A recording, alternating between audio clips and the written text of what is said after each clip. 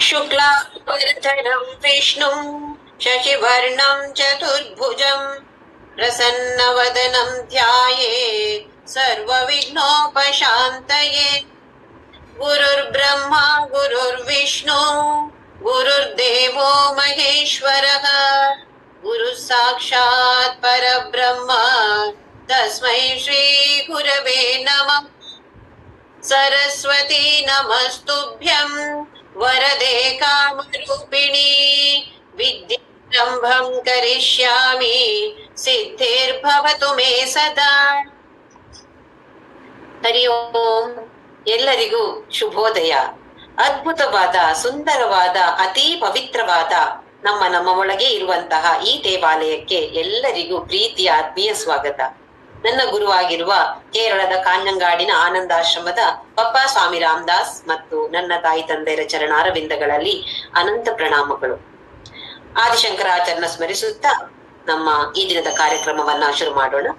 ಶ್ರುತಿ ಸ್ಮೃತಿ ಪುರಾಣಾನಾಂ ಆಲಯಂ ಕರುಣಾಲಯಂ ನಮಾಮಿ ಭಗವತ್ಪಾದಂ ಶಂಕರಂ ಲೋಕಶಂಕರಂ. ಓಂ ಸಗನ ಭವತು ಸಗನ ಪುನತ್ತು ಸಹ ವೀರ್ಯಂ ಕರವಾವಹೈ ತೇಜಸ್ವಿನಾವಧೀತಮಸ್ತು ಮಾ ವಿದ್ವಿಷಾವಹೈ. ಓಂ ಶಾಂತಿ ಶಾಂತಿ ಶಾಂತಿ. ಅಧ್ಯಾತ್ಮದಲ್ಲಿ ಅತಿ ಅಗತ್ಯವಾದ ವಿಚಾರಗಳು ಅಂತ ಹೇಳಿದ್ರೆ ಜೀವಾತ್ಮ, ಜಗತ್ತು ಮತ್ತು ಈಶ್ವರ. ಆಮೇಲೆ ಈ ಮೂರರ ಸಂಬಂಧ ಏನು, ಅಥವಾ ಜೀವಾತ್ಮ ಮತ್ತೆ ಈಶ್ವರನಿಗೆ ಇರುವಂತಹ ಸಂಬಂಧ, ಯಾವ ತರದ ಸಂಬಂಧ ಇದೆ ಅಂತ ಹೇಳೋದನ್ನ ನಮ್ಮ ಉಪನಿಷತ್ತುಗಳು ತಿಳಿಸಿಕೊಡ್ತಾ ಇದೆ. ಉಪನಿಷತ್ತಿನ ಸಾರವನ್ನು ಆದಿಶಂಕರಾಚಾರ್ಯರು ಈ ತತ್ವಬೋಧದಲ್ಲಿ ವಿವರಿಸಿದ್ದಾರೆ. ಕೆಲವು ಮಹಾವಾಕ್ಯಗಳು ತತ್ವಮಸಿ ಅಂತ ಇದೆ. ಎಲ್ಲಿ ಜೀವಾತ್ಮ ಮತ್ತು ಪರಮಾತ್ಮ ಒಂದೇ ಅಂತ ಹೇಳುವ ವಿಚಾರ ಬರುವಂತಹ ವಾಕ್ಯಗಳಿಗೆ ಮಹಾವಾಕ್ಯ ಅಂತ ಹೆಸರು. ಈ ಮಹಾವಾಕ್ಯ ಮಾತ್ರ ಉಪನಿಷತ್ತಿನಿಂದಲೇ ಬಂದಿರುವಂತಹದ್ದು. ಬೇರೆ ಎಲ್ಲ ಪದಗಳು ಇದ್ದು ಶಂಕರಾಚಾರ್ಯರ ಸ್ವಂತ ವಿವರಣೆ, ನಮಗೆಲ್ಲರಿಗೂ ಅರ್ಥವಾಗುವ ಹಾಗೆ ಅತಿ ಸರಳ ರೀತಿಯಲ್ಲಿ ಇದನ್ನ ತಿಳಿಸಿಕೊಡ್ತಾ ಇದ್ದಾರೆ. ಇದನ್ನೇ ಬೇರೆ ಬೇರೆ ದೃಷ್ಟಿಕೋನದಿಂದ ವಿವರಣೆಯನ್ನ ಕೊಡ್ತಾ ಇರುವಂತಹದ್ದು ನಾನಾ ತರದ ಉಪನಿಷತ್ತುಗಳು. ಹಲವಾರು ಉಪನಿಷತ್ತುಗಳಿವೆ. ಅದರಲ್ಲಿಯೂ ಎಲ್ಲಾ ಉಪನಿಷತ್ತುಗಳು ಅಂತಹ ಪ್ರಸಿದ್ಧಿಯನ್ನ ಪಡೆದಿಲ್ಲ. ಒಂದು 10 ಉಪನಿಷತ್ತುಗಳಿವೆ. ಅದರ ಸಾರ ತೆಗೆದು ನೋಡಿದ್ರೆ ತತ್ವಬೋಧದಲ್ಲಿ ಈ ಜೀವಾತ್ಮ ಮತ್ತೆ ಈಶ್ವರ ಐಕ್ಯ, ಇದರ ಬಗ್ಗೆ ವಿವರಣೆಯನ್ನು ಆದಿಶಂಕರಾಚಾರ್ಯರು ಕೊಟ್ಟಿರೋದೇ ಆ ಉಪನಿಷತ್ತುಗಳ ಸಾರ. ಹಾಗಾಗಿ ಇದನ್ನ ಅರ್ಥ ಮಾಡಿಕೊಳ್ಬೇಕಾಗಿದೆ. ನಮ್ಗೆ ತುಂಬಾ ಮುಖ್ಯ. ಜೀವಾತ್ಮ ಅಂದ್ರೆ ಏನು, ಜಗತ್ತು ಅಂದ್ರೆ ಏನು, ಜಗತ್ತಿನ ಸೃಷ್ಟಿ ಅಂತ ಹೇಗೆ ಶುರುವಾಯಿತು, ಹೇಗೆ ಆಯ್ತು, ಶುರು ಅಂತ ಹೇಳೋದ ಹಾಗಲ್ಲ, ಸೃಷ್ಟಿ ಹೇಗೆ ಆಯ್ತು. ಆಮೇಲೆ ಈ 3 ಶರೀರಗಳು, ಸ್ಥೂಲ ಶರೀರ, ಸೂಕ್ಷ್ಮ ಶರೀರ, ಕಾರಣ ಶರೀರ, ಇವೆಲ್ಲ ಏನು. ಹಾಗೆಯೇ ಬೇರೆ ಬೇರೆ ತರದ ಪಂಚಕೋಶಗಳು, 5 ಕೋಶಗಳಿವೆ. ಇದೆಲ್ಲವೂ ಕೂಡ ಏನ್ ಮಾಡ್ತಾ ಇದೆ, ಇದೆಲ್ಲ ಏನು, ಹಾಗೆಯೇ ಯಾವ ಯಾವ ವ್ಯವಸ್ಥೆಗಳನ್ನ ನೋಡಿಕೊಳ್ತಾ ಇದೆ, ಇದನ್ನೆಲ್ಲ ನಾವು ನೋಡಿದೆವು. ಹಾಗೆಯೇ ಮನುಷ್ಯನ 3 ಅವಸ್ಥೆಗಳು, ಇದನ್ನು ಅದ್ಭುತವಾಗಿ ತಿಳಿದುಕೊಂಡಾಗಿದೆ. ಆಮೇಲೆ ಜಗತ್ತಿನ ಬಗ್ಗೆ, ಸೃಷ್ಟಿ ಹೇಗೆ, ಸೂಕ್ಷ್ಮ ಪ್ರಪಂಚ, ಸೂಕ್ಷ್ಮ ಶರೀರದ ಸೃಷ್ಟಿ ಆಗತ್ತೆ. ನೆನ್ಪಿಟ್ಕೊಳ್ಬೇಕು, ಕಾರಣ ಶರೀರ ಅಂತ ಹೇಳೋದಕ್ಕೆ ಆದಿ ಇಲ್ಲ, ಅಂತ ಇದೆ. ಆದಿ ಇಲ್ಲದೆ ಇರುವಂತಹದ್ದು, ಅವಿದ್ಯಾ ಅಂತ ಹೆಸರಿರುವಂತಹದ್ದು ಕಾರಣ ಶರೀರ. ಕಾರಣ ಶರೀರದ ಹಾಗೆಯೇ ಬ್ರಹ್ಮಾಂಡದಲ್ಲಿ ಅಥವಾ ಸಮಷ್ಟಿಯಲ್ಲಿ ಕಾರಣ ಪ್ರಪಂಚ. ಈ ಕಾರಣ ಪ್ರಪಂಚಕ್ಕೆ ವೇದಾಂತ ಕೊಟ್ಟಿರುವ ಹೆಸರು ಮಾಯಾ. ಆಮೇಲೆ ಸೂಕ್ಷ್ಮ ಶರೀರ, ಪ್ರತಿಯೊಂದು ವ್ಯಕ್ತಿಗೂ ಸೂಕ್ಷ್ಮ ಶರೀರ ಇದೆಯೋ ಹಾಗೆಯೇ ಈ ಪ್ರಪಂಚದಲ್ಲಿ ಸೂಕ್ಷ್ಮ ಪ್ರಪಂಚವೂ ಇದೆ. ಅಂದ್ರೆ ಈ ಪಂಚಮಹಾಭೂತಗಳು ಸೂಕ್ಷ್ಮ ರೂಪದಲ್ಲಿ ಇರುವಂತಹದ್ದು. ಮೊದಲಿಗೆ ಸೃಷ್ಟಿಯಾಗಿರುವಂತದ್ದು ಸೂಕ್ಷ್ಮವಾದ ಪಂಚಮಹಾಭೂತಗಳು. ಆಮೇಲೆ ಈ ಸೂಕ್ಷ್ಮವಾದ ಪಂಚಮಹಾಭೂತಗಳಿಂದ ನಮ್ಮ ಸೂಕ್ಷ್ಮ ಶರೀರ ಸೃಷ್ಟಿಯಾಯಿತು. ಆಮೇಲೆ ಈ ಪಂಚಮಹಾಭೂತಗಳು ಮಾಯೆಗೆ ಇರುವಂತಹ 3 ಗುಣಗಳನ್ನ ಪಡೆದುಕೊಂಡಿದೆ. ಸತ್ವ, ರಜ, ತಮ ಅಂತ ಹೇಳುವ 3 ಗುಣಗಳು. ಇದರ ಬಗ್ಗೆಯೂ ನಾವು ತಿಳಿದುಕೊಂಡಿದ್ದೇವೆ. ಸತ್ವ ಗುಣಗಳನ್ನ ಉಪಯೋಗಿಸಿ ನಮ್ಮ ಜ್ಞಾನೇಂದ್ರಿಯಗಳ ಸೃಷ್ಟಿಯಾಗತ್ತೆ ಸೂಕ್ಷ್ಮ ರೂಪದ್ದು. ಆಮೇಲೆ ಸಮಷ್ಟಿಯ ಸತ್ವಗುಣಗಳಿಂದ ನಮ್ಮ ಅಂತಃಕರಣ, ಮನಸ್ಸು, ಬುದ್ಧಿ, ಚಿತ್ತ, ಅಹಂಕಾರ ಅಂತ ಹೇಳುವ ಅಂತಃಕರಣದ ಸೃಷ್ಟಿ. ರಜೋಗುಣ ವಿಭಾಗದಿಂದ ಕರ್ಮೇಂದ್ರಿಯಗಳ ಸೃಷ್ಟಿ. ಎಲ್ಲ ರಜೋಗುಣಗಳನ್ನ ಒಟ್ಟಿಗೆ ಮೊತ್ತ ಮಾಡಿ ಅದರಿಂದ ಪಂಚ ಪ್ರಾಣಗಳ ಸೃಷ್ಟಿ. ಆಮೇಲೆ ತಮೋಗುಣ ವಿಭಾಗದಿಂದ ಪಂಚೀಕರಣವನ್ನ ಮಾಡಿಕೊಂಡು ಆಮೇಲೆ ಸ್ಥೂಲ ಶರೀರ, ಸ್ಥೂಲ ಪ್ರಪಂಚದ ಸೃಷ್ಟಿಯಾಗತ್ತೆ.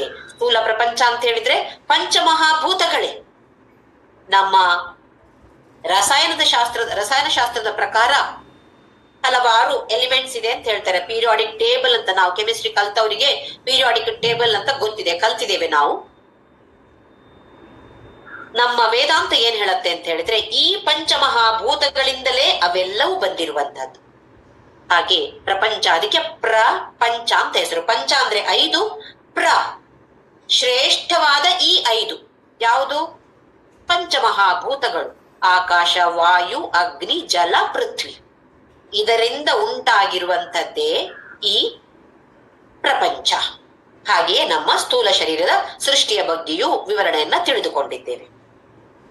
ಇದಾದ ಮೇಲೆ ಪಿಂಡಾಂಡ ಮತ್ತೆ ಬ್ರಹ್ಮಾಂಡ ಇದೆರಡು ಒಂದೇ ತರ ಇದೆ, ಇದಕ್ಕೆ ಹೋಲಿಕೆಗಳಿವೆ. ಕಾರಣ ಶರೀರದ ಹಾಗೆ ಕಾರಣ ಪ್ರಪಂಚ, ಸೂಕ್ಷ್ಮ ಶರೀರದ ಹಾಗೆಯೇ ಸೂಕ್ಷ್ಮ ಪ್ರಪಂಚ, ಸ್ಥೂಲ ಶರೀರದ ಹಾಗೆಯೇ ಸ್ಥೂಲ ಪ್ರಪಂಚ. ಇದು 3 ಜೋಡಿಗಳು. ಪ್ರಪಂಚದಲ್ಲಿ ಇರುವಂತದ್ದು ಈ 3 ಜೋಡಿಗಳು. ಇದಲ್ಲದೆ ಬೇರೇನಿದೆ? ಯಾವತ್ತೂ ಇರುವಂತಹ ಶಾಶ್ವತವಾಗಿರುವಂತಹ ಪುರಾತನವಾದ ಸನಾತನವಾದ ಚೈತನ್ಯ. ಇದಕ್ಕೆ ಬ್ರಹ್ಮ ಅಂತ ಹೆಸರು.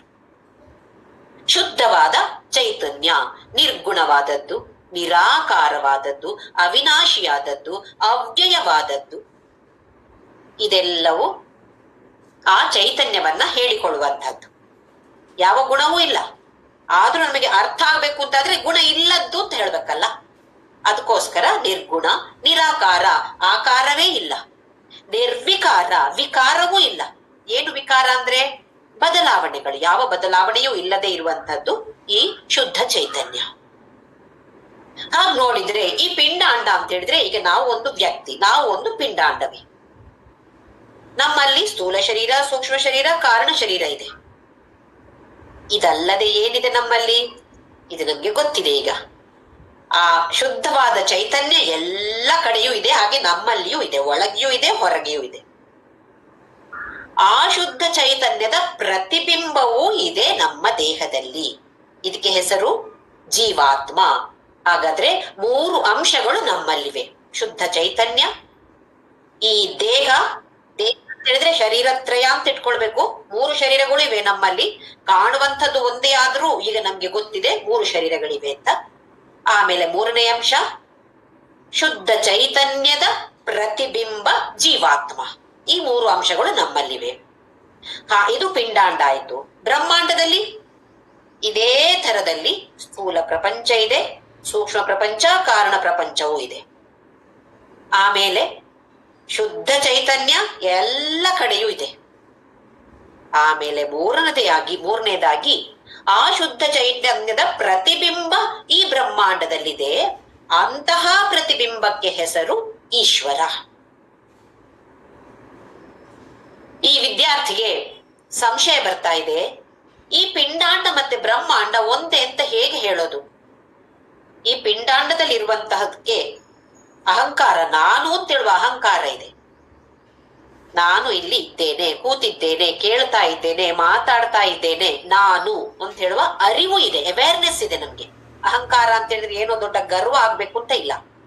ಈ ಅರಿವು ಸಾಕು, ಇದು ಅಹಂಕಾರ. ಇದು ಇದೆ, ಅಹಂಕಾರ ಅಂತ ಹೇಳೋದು ಇದೆ. ಆಮೇಲೆ ಜ್ಞಾನ ಎಷ್ಟಿದೆ? ಅಲ್ಪಜ್ಞರು ನಾವೆಲ್ಲ, ಸ್ವಲ್ಪವೇ ನಮಗೆ ಜ್ಞಾನ ಇರೋದು. ಏನೋ ಒಂದು, ಯಾವುದೋ ಒಂದು ವಿಷಯದಲ್ಲಿ ನಾವು PhD ತೆಗೆದುಕೊಂಡ್ರು ಕೂಡ ಆ ವಿಷಯ ಮಾತ್ರ ಗೊತ್ತು. ಬೇರೆ ಕ್ಷೇತ್ರದಲ್ಲಿ ಎಷ್ಟೊಂದು ಕ್ಷೇತ್ರಗಳಿವೆ, ಆ ಕ್ಷೇತ್ರದಲ್ಲಿ 0. ಹಾಗಾದ್ರೆ ನಾವು ಅಲ್ಪಜ್ಞರು. ಹೀಗಿದ್ದಾಗ ಆ ಈಶ್ವರ ಅಂತ ಹೇಳೋದು ದೊಡ್ಡದು. ನಮ್ಮ ದೇಹ ಇಷ್ಟು ಸಣ್ಣದು. ಪ್ರಪಂಚ ಅಂತ ಹೇಳೋದು ಈಶ್ವರನ ದೇಹ ಅಂತ ಹೇಳ್ತೀವಿ, ಭಗವಂತನ ದೇಹ ಅಂತ ಹೇಳ್ತೀವಿ ನಾವು. ಹಾಗಾದ್ರೆ ಅದೆಷ್ಟು ದೊಡ್ಡದು.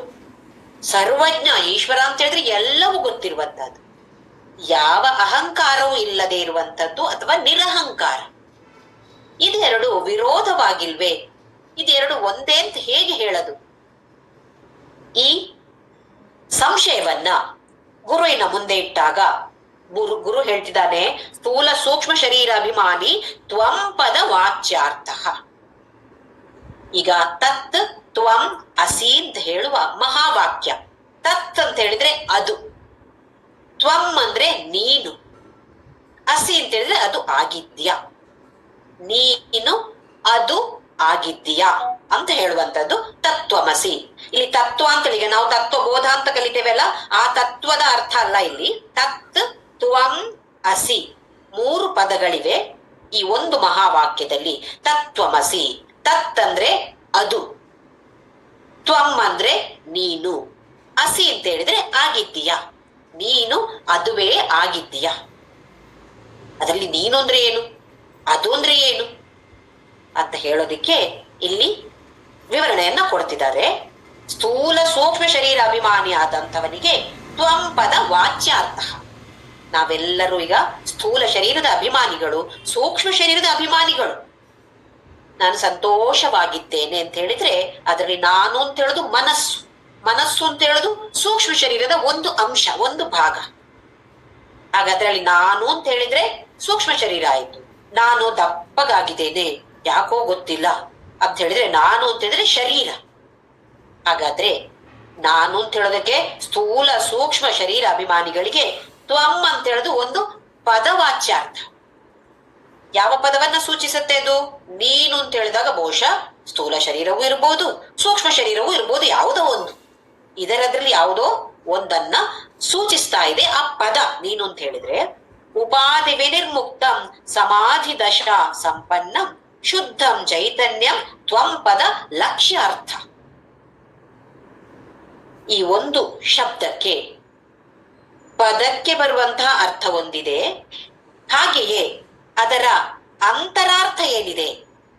ನಾವು ಹೇಳ್ತೀವಿ ನಾನು ಹೀಗೆ, ಐ ಡಿಂಟ್ ಮೀನ್ ದ್ಯಾಟ್, ನಾನು ಹಾಗೆ ಹೇಳಿಲ್ಲ ನಿಮ್ಗೆ, ಈ ತರ ನನ್ನ ಅರ್ಥ ಹೀಗಿತ್ತು ಅಂತ ಹೇಳಲ್ವಾ ನಾವು. ಹಾಗೆಯೇ ಇಲ್ಲಿ ತ್ವಂ ಅಂತ ಹೇಳಿದ್ರೆ ನಿಜವಾದ ಲಕ್ಷ್ಯ ಏನು, ಯಾವುದನ್ನ ಗುರುತಿಸಿ ಹೇಳ್ಬೇಕಲ್ಲಿ ಹೇಳ್ತಾ ಇರೋದು ಅಂತ ಹೇಳಿದ್ರೆ ಉಪಾಧಿ ವಿನಿರ್ಮುಕ್ತ, ಉಪಾಧಿಯೇ ಇಲ್ಲದೆ ಇರುವಂತಹದ್ದು. ನಮ್ಮ ಈ ಸಂದರ್ಭದಲ್ಲಿ, ಈ ಸನ್ನಿವೇಶದಲ್ಲಿ ಉಪಾಧಿ ಅಂದ್ರೆ ಏನು? ಮಾಧ್ಯಮ. ಯಾವುದು ನಮಗೆ ಮಾಧ್ಯಮ? ನಮ್ಮ ದೇಹ ಅಂತ ಹೇಳುದು ನಮಗೆ ಮಾಧ್ಯಮ. ಈ ಮಾಧ್ಯಮದಲ್ಲಿ ಆ ಬ್ರಹ್ಮ ಚೈತನ್ಯದ ಪ್ರತಿಬಿಂಬ ಕಾಣುವಂಥದ್ದು. ಅದು ಕಂಡ ಕಾರಣ ನಾವು ಜೀವಂತವಾಗಿ ಇದ್ದೇವೆ. ಇದು ನಮ್ಗೆ ಅರ್ಥ ಆಗಿದೆ. ಈಗ ಉಪಾಧಿ ವಿನಿರ್ಮುಕ್ತ, ಯಾವ ಉಪಾಧಿಯೂ ಇಲ್ಲದೆ, ಯಾವ ದೇಹವೂ ಇಲ್ಲ ಇಲ್ಲಿ. ಉಪಾಧಿ ವಿನಿರ್ಮುಕ್ತವಾದ ಸಮಾಧಿ ದಶ.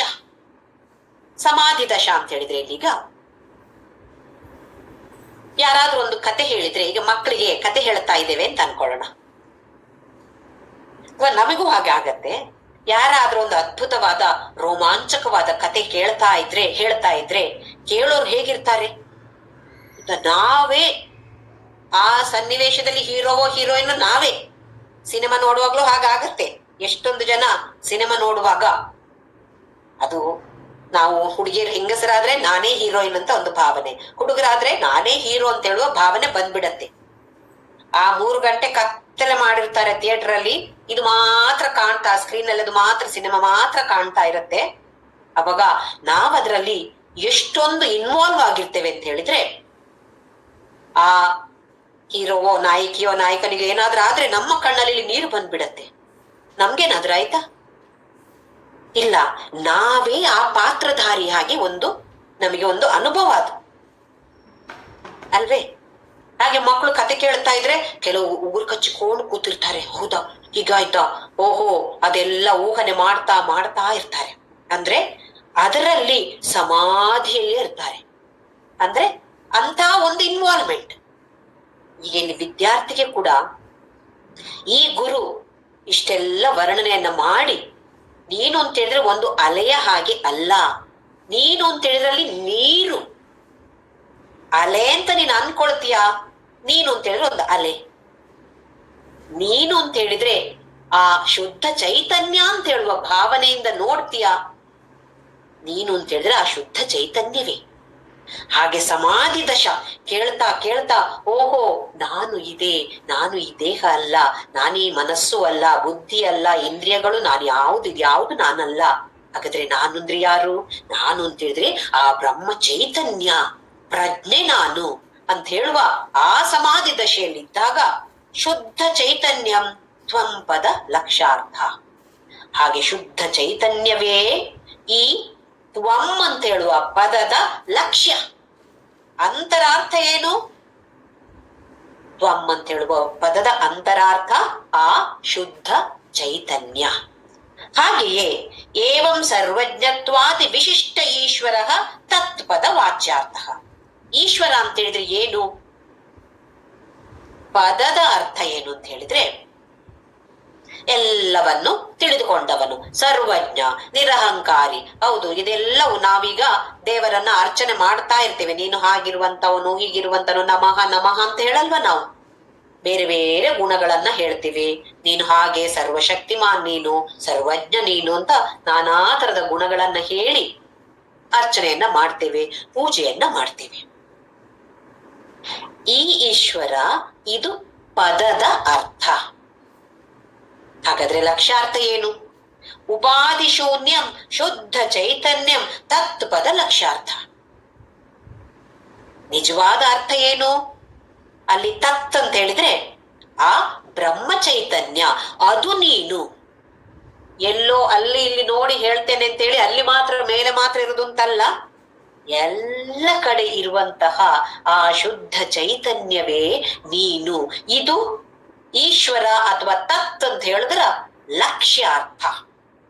ಪದ ಅರ್ಥ ಭಗವಂತ, ಎಲ್ಲವನ್ನು ತಿಳಿದುಕೊಂಡಿರುವಂತವನು, ಸರ್ವಶಕ್ತಿಮಾನ್ ಇರುವಂತವನು, ನಿರಹಂಕಾರಿ. ಈ ತರದ ನಾನಾ ತರದ ವರ್ಣನೆಗಳನ್ನ ನಾವು ಭಗವಂತನಿಗೆ ಹೇಳ್ಬೋದು ಅಥವಾ ಮಾಡ್ಬೋದು. ಆದ್ರೆ ಆ ತತ್ ಅಂತ ಹೇಳುವ ಪದ ಅಥವಾ ಈಶ್ವರ ಅಂತ ಹೇಳುವ ಪದದ ಲಕ್ಷ್ಯ ಅರ್ಥ ಏನು? ಯಾವ ಗುಣವೂ ಇಲ್ಲದ ನಿರಾಕಾರವಾದ ಶುದ್ಧ ಚೈತನ್ಯವೇ ಅದು ತತ್. ಈಗ ತ್ವಂ ಅಂತ ಹೇಳಿದ್ರು ಶುದ್ಧ ಚೈತನ್ಯ, ಈಶ್ವರ ಅಥವಾ ತತ್ ಅಂತ ಹೇಳಿದ್ರು ಶುದ್ಧ ಚೈತನ್ಯ. ಹಾಗಾದ್ರೆ ಎರಡು ಒಂದೇ ಹೌದಾ ಅಲ್ವಾ? ನಾವು ಈಕ್ವೇಶನ್ ಮಾಡ್ಬೋದು ತಾನೆ? ಜೀವಾತ್ಮ ಈಕ್ವಲ್ಸ್ ಪರಮಾತ್ಮ. ಯಾವ ದೃಷ್ಟಿಯಿಂದ ನಾವು ನೋಡ್ತಾ ಇದ್ದೇವೆ ಅಂತ ಹೇಳುದು ವ್ಯತ್ಯಾಸ. ನಮ್ಮಲ್ಲಿ 3 ಅಂಶಗಳಿವೆ: ಶುದ್ಧ ಚೈತನ್ಯ, ಶರೀರ, ಪ್ರತಿಬಿಂಬ. ಆ ಬ್ರಹ್ಮ ಚೈತನ್ಯದ ಪ್ರತಿಬಿಂಬ, ಅದಕ್ಕೆ ನಾವು ಕೊಟ್ಟಿರುವಂತಹ ಹೆಸರು ಜೀವಾತ್ಮ. 3 ಅಂಶಗಳು ನಮ್ಮಲ್ಲಿ ಪ್ರತಿಯೊಬ್ಬನಲ್ಲಿಯೂ ಇದೆ. ಈಗ ನಮ್ಮ ದೃಷ್ಟಿಕೋನವನ್ನ ನಾವು ಬದಲಾಯಿಸಿಕೊಳ್ಬೇಕು. ಇಷ್ಟರವರೆಗೆಯೂ ತತ್ವಬೋಧ ಅರ್ಥ ಆಗುವವರೆಗೂ ನಾನು ಅಂತ ಹೇಳಿದ್ರೆ ಈ ದೇಹ ಅಂತ ಇತ್ತು, ಅಥವಾ ನಾನು ಅಂತ ಹೇಳಿದ್ರೆ ಮನಸ್ಸು, ಬುದ್ಧಿ, ಇದೆಲ್ಲ ಆಲೋಚನೆ ಇತ್ತು. ಈಗ ಓಹೋ, ಶಂಕರಾಚಾರ್ಯರು ಹೀಗೆ ಹೇಳ್ತಿದ್ದಾರೆ, ನೀನು ಇದಲ್ಲ, ಇದು ಸುಮ್ಮನೆ ಪದದ ಅರ್ಥ, ಅದರ ಲಕ್ಷ್ಯ ಆಹಾ ದೇಹ ಅಲ್ಲ ಅಂತ ಶಂಕರಾಚಾರ್ಯರು ಹೇಳ್ಕೊಟ್ಟಿದ್ದಾರೆ ನಮ್ಗೆ. ಹಾಗಾದ್ರೆ ನಾನು ಯಾರು? ಹೇಗೆ ಸಮುದ್ರದಲ್ಲಿ ನಿಜವಾಗಿಯೂ ಇರುವಂತದ್ದು ನೀರು, ನಮಗೆ ಕಣ್ಣಿಗೆ ಕಾಣುವಂಥದ್ದು ಅಲೆ ಅಂತ ಇದ್ರೂ ಕೂಡ ಅದು ಕೂಡ ನೀರು ತಾನೆ. ಅಲೆ ಮೇಲೆ ಕೆಳಗಡೆ ಎಲ್ಲ ಬರ್ಬೋದು. ಕೆಲವು ತುಂಬಾ ದೂರದವರೆಗೂ ಹೋಗ್ಬೋದು, ಕೆಲವು ಹತ್ರದಲ್ಲೇ ಇದ್ದು ವಾಪಸ್ ಹೋಗ್ಬೋದು. ವಾಪಸ್ ಹೋಗುವಾಗ ಮತ್ತೆ ನೀರೇ, ಅದು ಬಂದಿದ್ದು ನೀರೇ, ಹೋಗುವಾಗ್ಲೂ ನೀರೇ. ನಮ್ಮ ದೃಷ್ಟಿಕೋನವನ್ನ ನಾವು ಬದಲಾಯಿಸಬೇಕಾಗಿರುವುದು. ಈ ದೃಷ್ಟಿಕೋನವನ್ನ ಬದಲಾಯಿಸೋದು ನಮಗೇನು ಅಂತ ಕಷ್ಟ ಏನೂ ಅಲ್ಲ. ನಾವೀಗ ಅಟ್ಯಾಚ್ಮೆಂಟ್ ನೋಡಿ, ಮದುವೆ ಆಗುವವರೆಗೂ ಹೆಣ್ಮಕ್ಳಿಗೆ ತಂದೆ ತಾಯಿ, ಮನೆಯಲ್ಲಿ ಸಹೋದರ ಸಹೋದರರ ಜೊತೆ ಎಂಥ ಒಂದು ಪ್ರೀತಿ ಪ್ರೇಮ ಎಲ್ಲ ಇರುತ್ತೆ. ಮದುವೆಯಾಗಿ ಹೋದ ಮೇಲೆ ಗಂಡನ ಮನೆಗೆ ಹೋಗಿ ಸ್ವಲ್ಪ ಸಮಯ ಬಹಳ ಕಷ್ಟ ಆಗತ್ತೆ. ಯಾಕೆ ಅಂತ ಹೇಳಿದ್ರೆ ಅಲ್ಲಿನ ಪದ್ಧತಿಯೇ ಬೇರೆ, ತಾಯಿ ಮನೆಯಲ್ಲಿದ್ದ ಪದ್ಧತಿಯೇ ಬೇರೆ. ಸ್ವಲ್ಪ ಸಮಯ ಆದ ಹಾಗೆ ಆ ಪದ್ಧತಿಗೆ ನಾವು ಒಗ್ಗಿಕೊಳ್ತೇವೆ, ಅದಕ್ಕೆ ಹೊಂದಿಕೊಳ್ತೇವೆ. ನಾವು ಎಷ್ಟು ಅಂತ ಹೇಳಿದ್ರೆ ಸ್ವಲ್ಪ ವರ್ಷಗಳಾದ ಮೇಲೆ ಮತ್ತೆ ತಾಯಿ ಮನೆಗೆ ಹೋಗ್ಲಿಕ್ಕೆ ಖಂಡಿತವಾಗಿಯೂ ಆಸೆ ಖುಷಿ ಎಲ್ರಿಗೂ ಇದ್ದೇ ಇರುತ್ತೆ. ಆದ್ರೆ ಮೊದಲಿದ್ದಷ್ಟು ಖುಷಿ ಈಗ ಆಗೋದಿಲ್ಲ. ಅಲ್ಲಿ ಹೋಗಿ 2 ದಿನ ಆಗುವಾಗ ನಾನ್ ನನ್ನ ಮನೆಗೆ ಯಾವಾಗ ಹೋಗ್ತೇನೆ, ಇದಾಗತ್ತಾ ಇಲ್ವಾ? ಸಾಧಾರಣ ನಮಗೆಲ್ಲರಿಗೂ ಆಗಿರುವಂತಹ ಅನುಭವ ಇದು. ಅಂದ್ರೆ ನಮಗೆ ಒಂದು ಕಡೆಯಿಂದ ಡಿಟ್ಯಾಚ್ ಆಗಿ ಇನ್ನೊಂದು ಕಡೆಗೆ ಅಟ್ಯಾಚ್ ಆಗೋದು ನಮ್ಮಂಥವರಿಗೆ ಅಷ್ಟು ಕಷ್ಟ ಅಲ್ಲ. ಹಾಗಾದ್ರೆ ಈ ದೇಹ, ಈ ಮನಸ್ಸು, ಈ ಬುದ್ಧಿ, ಇದಕ್ಕೆಲ್ಲ ಎಷ್ಟೊಂದು ವ್ಯಾಮೋಹವನ್ನ ನಾವು ಬೆಳೆಸಿಕೊಂಡಿದ್ದೇವೆ. ಈಗ ಆ ವ್ಯಾಮೋಹವನ್ನ ಸ್ವಲ್ಪ ಸ್ವಲ್ಪವಾಗಿ ಕಡಿಮೆ ಮಾಡಿಕೊಂಡು ಯಾವುದಕ್ಕೆ ನಾವು ಅಟ್ಯಾಚ್ ಮಾಡಿಕೊಳ್ಬೇಕು, ಇಲ್ಲಿಂದ ತೆಗೆದು ಮ್ಯಾಗ್ನೆಟ್ ಅನ್ನ ಆ ಕಡೆ ಹಾಕ್ಬೇಕು. ಎಲ್ಲಿ ಹಾಕ್ಬೇಕು? ಶುದ್ಧ ಚೈತನ್ಯ ಆ ಲೆವೆಲ್ಗೆ ಬರ್ಲಿಕ್ಕೆ ಸಮಯ ತಗೊಳತ್ತೆ. ಆ ಸ್ಥಿತಿಗೆ ಬರೋದು, ಆ ಸ್ಥಾಯಿಗೆ ಏರೋದು ಅಷ್ಟು ಸುಲಭವಾದ ಕೆಲಸ ಅಲ್ಲ. ಯಾಕೆ ಅಂತ ಹೇಳಿದ್ರೆ ಎಷ್ಟೋ ಜನ್ಮಗಳಿಂದ ಇದೇ ತರದಲ್ಲಿ ಬದುಕಿ ಬದುಕಿ ಬದುಕಿ ಅದರಿಂದ ಹೊರಗಡೆ ಬರೋದು ಸ್ವಲ್ಪ ಕಷ್ಟ ಇದೆ. ಹಾಗೆ ಅಂತ ಹೇಳಿದ್ರೆ ಪ್ರಯತ್ನವನ್ನ ನಾವು ಮಾಡಲೇಬೇಕು. ಸಹ ವೀರ್ಯಂ ಕರವಾವಹಿ ಅಂತೇಳಿ ನಾವು ಪ್ರಾರ್ಥನೆಯನ್ನ ಮಾಡಿದ್ದೇವೆ. ಹಾಗಾದ್ರೆ ಈಗ ಈ ಒಂದು ಅಂಶ ದೇಹ ಅಂತ ನಾನು ಅಂತ ಇರೋದ್ರಿಂದ ಸ್ವಲ್ಪ ಸ್ವಲ್ಪವಾಗಿ ಆದ್ರೂ ದಿನದಲ್ಲಿ ಒಂದು ಸ್ವಲ್ಪ ಕೆಲವು ನಿಮಿಷಗಳಾದ್ರೂ ಓಹೋ ನಾನು ಅಂದ್ರೆ ಈ ದೇಹ ಅಲ್ಲ. ಯಾರು ಇಲ್ಲದ ಸಮಯದಲ್ಲಿ ಸ್ವಲ್ಪ ಮನಸ್ಸು ಪ್ರಶಾಂತವಾಗಿರುವಾಗ ಯಾರು ಇದು ನಾನು ಅಂದ್ರೆ ಯಾರು ಹೇಳ್ತಾ ಇರ್ತೇನೆ, ನಾನು ಹಾಗೆ ಮಾಡ್ತೇನೆ, ನಾನು ಹೀಗೆ ಮಾಡ್ತೇನೆ, ಯಾರು ಮಾಡೋದು? ಇದನ್ನೆಲ್ಲ ಒಂದು ಸ್ವಲ್ಪ ನಾವು ವಿಚಾರವನ್ನ ಮನನ ಮಾಡ್ತಾ ಇರ್ಬೇಕು, ಚಿಂತನೆಯನ್ನ ಮಾಡ್ತಾ ಇರ್ಬೇಕು. ಆಮೇಲೆ 2ನೇ ಅಂಶ ಜೀವಾತ್ಮ. ನಾನು ಅಂತ ಹೇಳಿದ್ರೆ ಈ ಜೀವಾತ್ಮವ ಏನು? ಜೀವಾತ್ಮ ಅಂತ ಹೇಳಿದ್ರೆ ಪ್ರತಿಬಿಂಬ. ಈ ಪ್ರತಿಬಿಂಬವ ನಾನೇ ಪ್ರತಿಬಿಂಬ ಅಂತ ಆದ್ರೆ ನನಗೂ ನಾಶ ಇದೆ.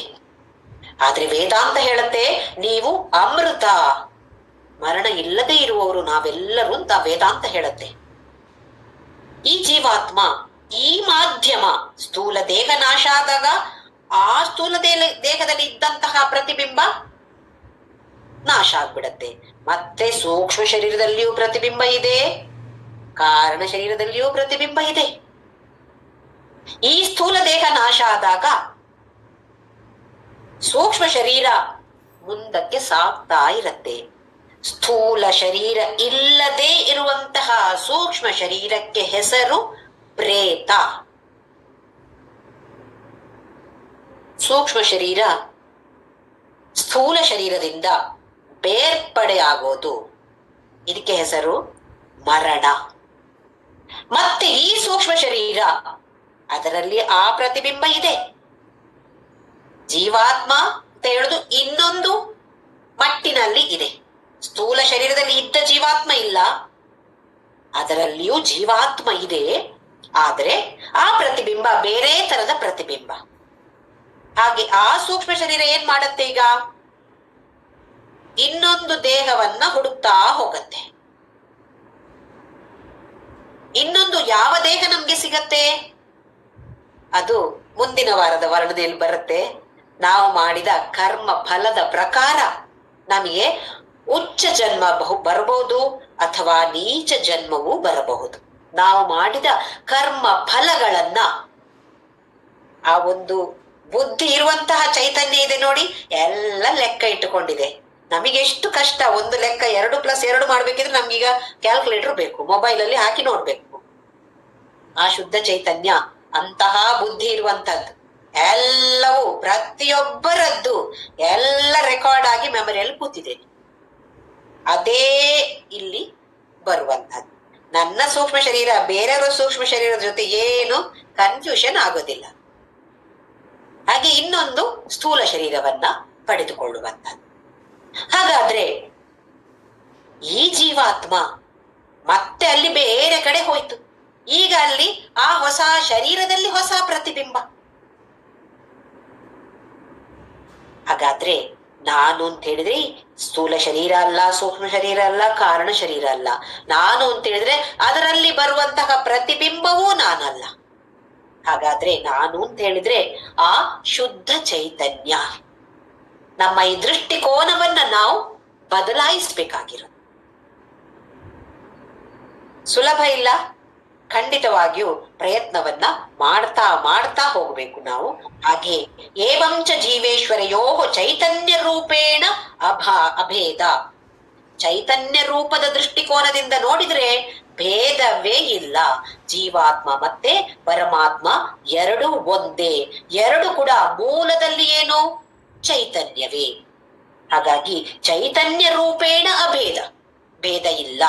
ಇದನ್ನ ಬಾಧಕ ಅಭಾವ ಅಂತ ಹೇಳ್ತಿದ್ದಾರೆ. ಯಾವ ಅಭಾವವೂ ಇಲ್ಲ ಅಂದ್ರೆ ಸರಿಯಾದ ವಿವರಣೆ ಇದೆ ಇದಕ್ಕೆ ಅಂತ ಹೇಳಿದ್ರು. ಆಮೇಲೆ ಏವಂಚ ವೇದಾಂತ ವಾಕ್ಯೈಹಿ ಸದ್ಗುರೂಪದೇಶೇನ ಚ ಸರ್ವೇಷ್ವಪಿ ಭೂತೇಷು ಏಷಾಂ ಬ್ರಹ್ಮ ಬುದ್ಧಿರುತ್ಪನ್ನ ತೇ ಜೀವನ್ಮುಕ್ತಾಃ ಇತ್ಯರ್ಥಃ. ಈಗ ಜೀವನ್ಮುಕ್ತ ಅಂತ ಹೇಳಿದ್ರೆ ಏನು ಅಂತ ಹೇಳೋದನ್ನ ವಿವರಣೆಯನ್ನು ಕೊಡ್ತಿದ್ದಾರೆ. ಯಾರಿಗೆ ಜೀವಾತ್ಮ ಮತ್ತೆ ಪರಮಾತ್ಮ ಒಂದೇ ಅಂತ ಹೇಳುವ ಭಾವನೆ ಅನುಭವಕ್ಕೆ ಬರುತ್ತೋ, ಅಂದ್ರೆ ಬರೇ ಥಿಯರಿ ನಾಲೆಜ್ ಅಲ್ಲ, ಧ್ಯಾನ ಮಾಡಿ ಮಾಡಿ ಮಾಡಿ ಕರ್ಮಯೋಗ ಉಪಾಸನಾ ಯೋಗ ಮಾಡಿ ಈ ಜ್ಞಾನ ಬಂದಾಗ ಜೀವಾತ್ಮ ಪರಮಾತ್ಮ ಒಂದೇ ಅಂತಾಗತ್ತೆ. ಅದೇ ನಮ್ಮ ಸ್ಥಾಯಿಯಲ್ಲಿ ನಮ್ಮ ದರ್ಜೆಯಲ್ಲಿರುವಂತವರಿಗೆ ಅದೇಗೆ ಜೀವಾತ್ಮ ಪರಮಾತ್ಮ ಛೇ ಛೇ ಛೇ ನಾನು ಪರಮಾತ್ಮನ ಛೇ ಸಾಧ್ಯವೇ ಇಲ್ಲ. ಅಹಂ ಬ್ರಹ್ಮಾಸ್ಮಿ ಏನ್ ಹೇಳ್ತಾರೆ ನ ಶಂಕರಾಚಾರ್ಯರು, ಅಥವಾ ನಮ್ಮ ಉಪನಿಷತ್ತು ಏನ್ ಹೇಳುತ್ತಾ ಏನೋ ಅಹಂ ಬ್ರಹ್ಮಾಸ್ಮಿ ಅಯಮಾತ್ಮ ಬ್ರಹ್ಮ, ಇದೇ ನಾನು ಒಪ್ಕೊಳ್ಳೋದಿಲ್ಲಪ್ಪ ಇದನ್ನ ಅಂತ ಹೇಳಿದ್ರೆ, ನಾವು ಒಪ್ಪಿಕೊಂಡದಿದ್ರು ಹೊಡೆದಿದ್ರು ಅದು ಹಾಗೆ ಆಗತ್ತೆ ಅಲ್ಲಿ. ಆದ್ರೆ ನಮ್ಮ ಸ್ಥಿತಿ ಮನೋಸ್ಥಿತಿ ಆ ದರ್ಜೆಗೆ ಇನ್ನು ಬಂದಿಲ್ಲ ಅಂತಾದ್ರೆ ಕರ್ಮಯೋಗ ಉಪಾಸನ ಯೋಗ ಮಾಡ್ಲೇಬೇಕಾಗಿರುವಂತಹದ್ದು. ಅಂದ್ರೆ ನಮಗೆ ಅರ್ಹತೆ ಇನ್ನೂ ಬಂದಿಲ್ಲ. ಮೊದಲನೇದಾಗಿ ಸಾಧನ ಚತುಷ್ಟೇ ಸಂಪನ್ನ ಅಂತ ಹೇಳಿದ್ದಾರೆ ಆದಿಶಂಕರಾಚಾರ್ಯರು. ವಿವೇಕ ವೈರಾಗ್ಯ, ಆಮೇಲೆ ಶಮಾಧಿ ಷಟ್ಕ ಸಂಪತ್ತು ಮುಮುಕ್ಷುತ್ವ, ಇದು 4 ಬೇಕು. ಇದು 4 ಅರ್ಹತೆಗಳಿದ್ದವರಿಗೆ ಸಾಧನ ಚತುಷ್ಟಯ ಸಂಪನ್ನ ಅಂತ ಹೆಸರು.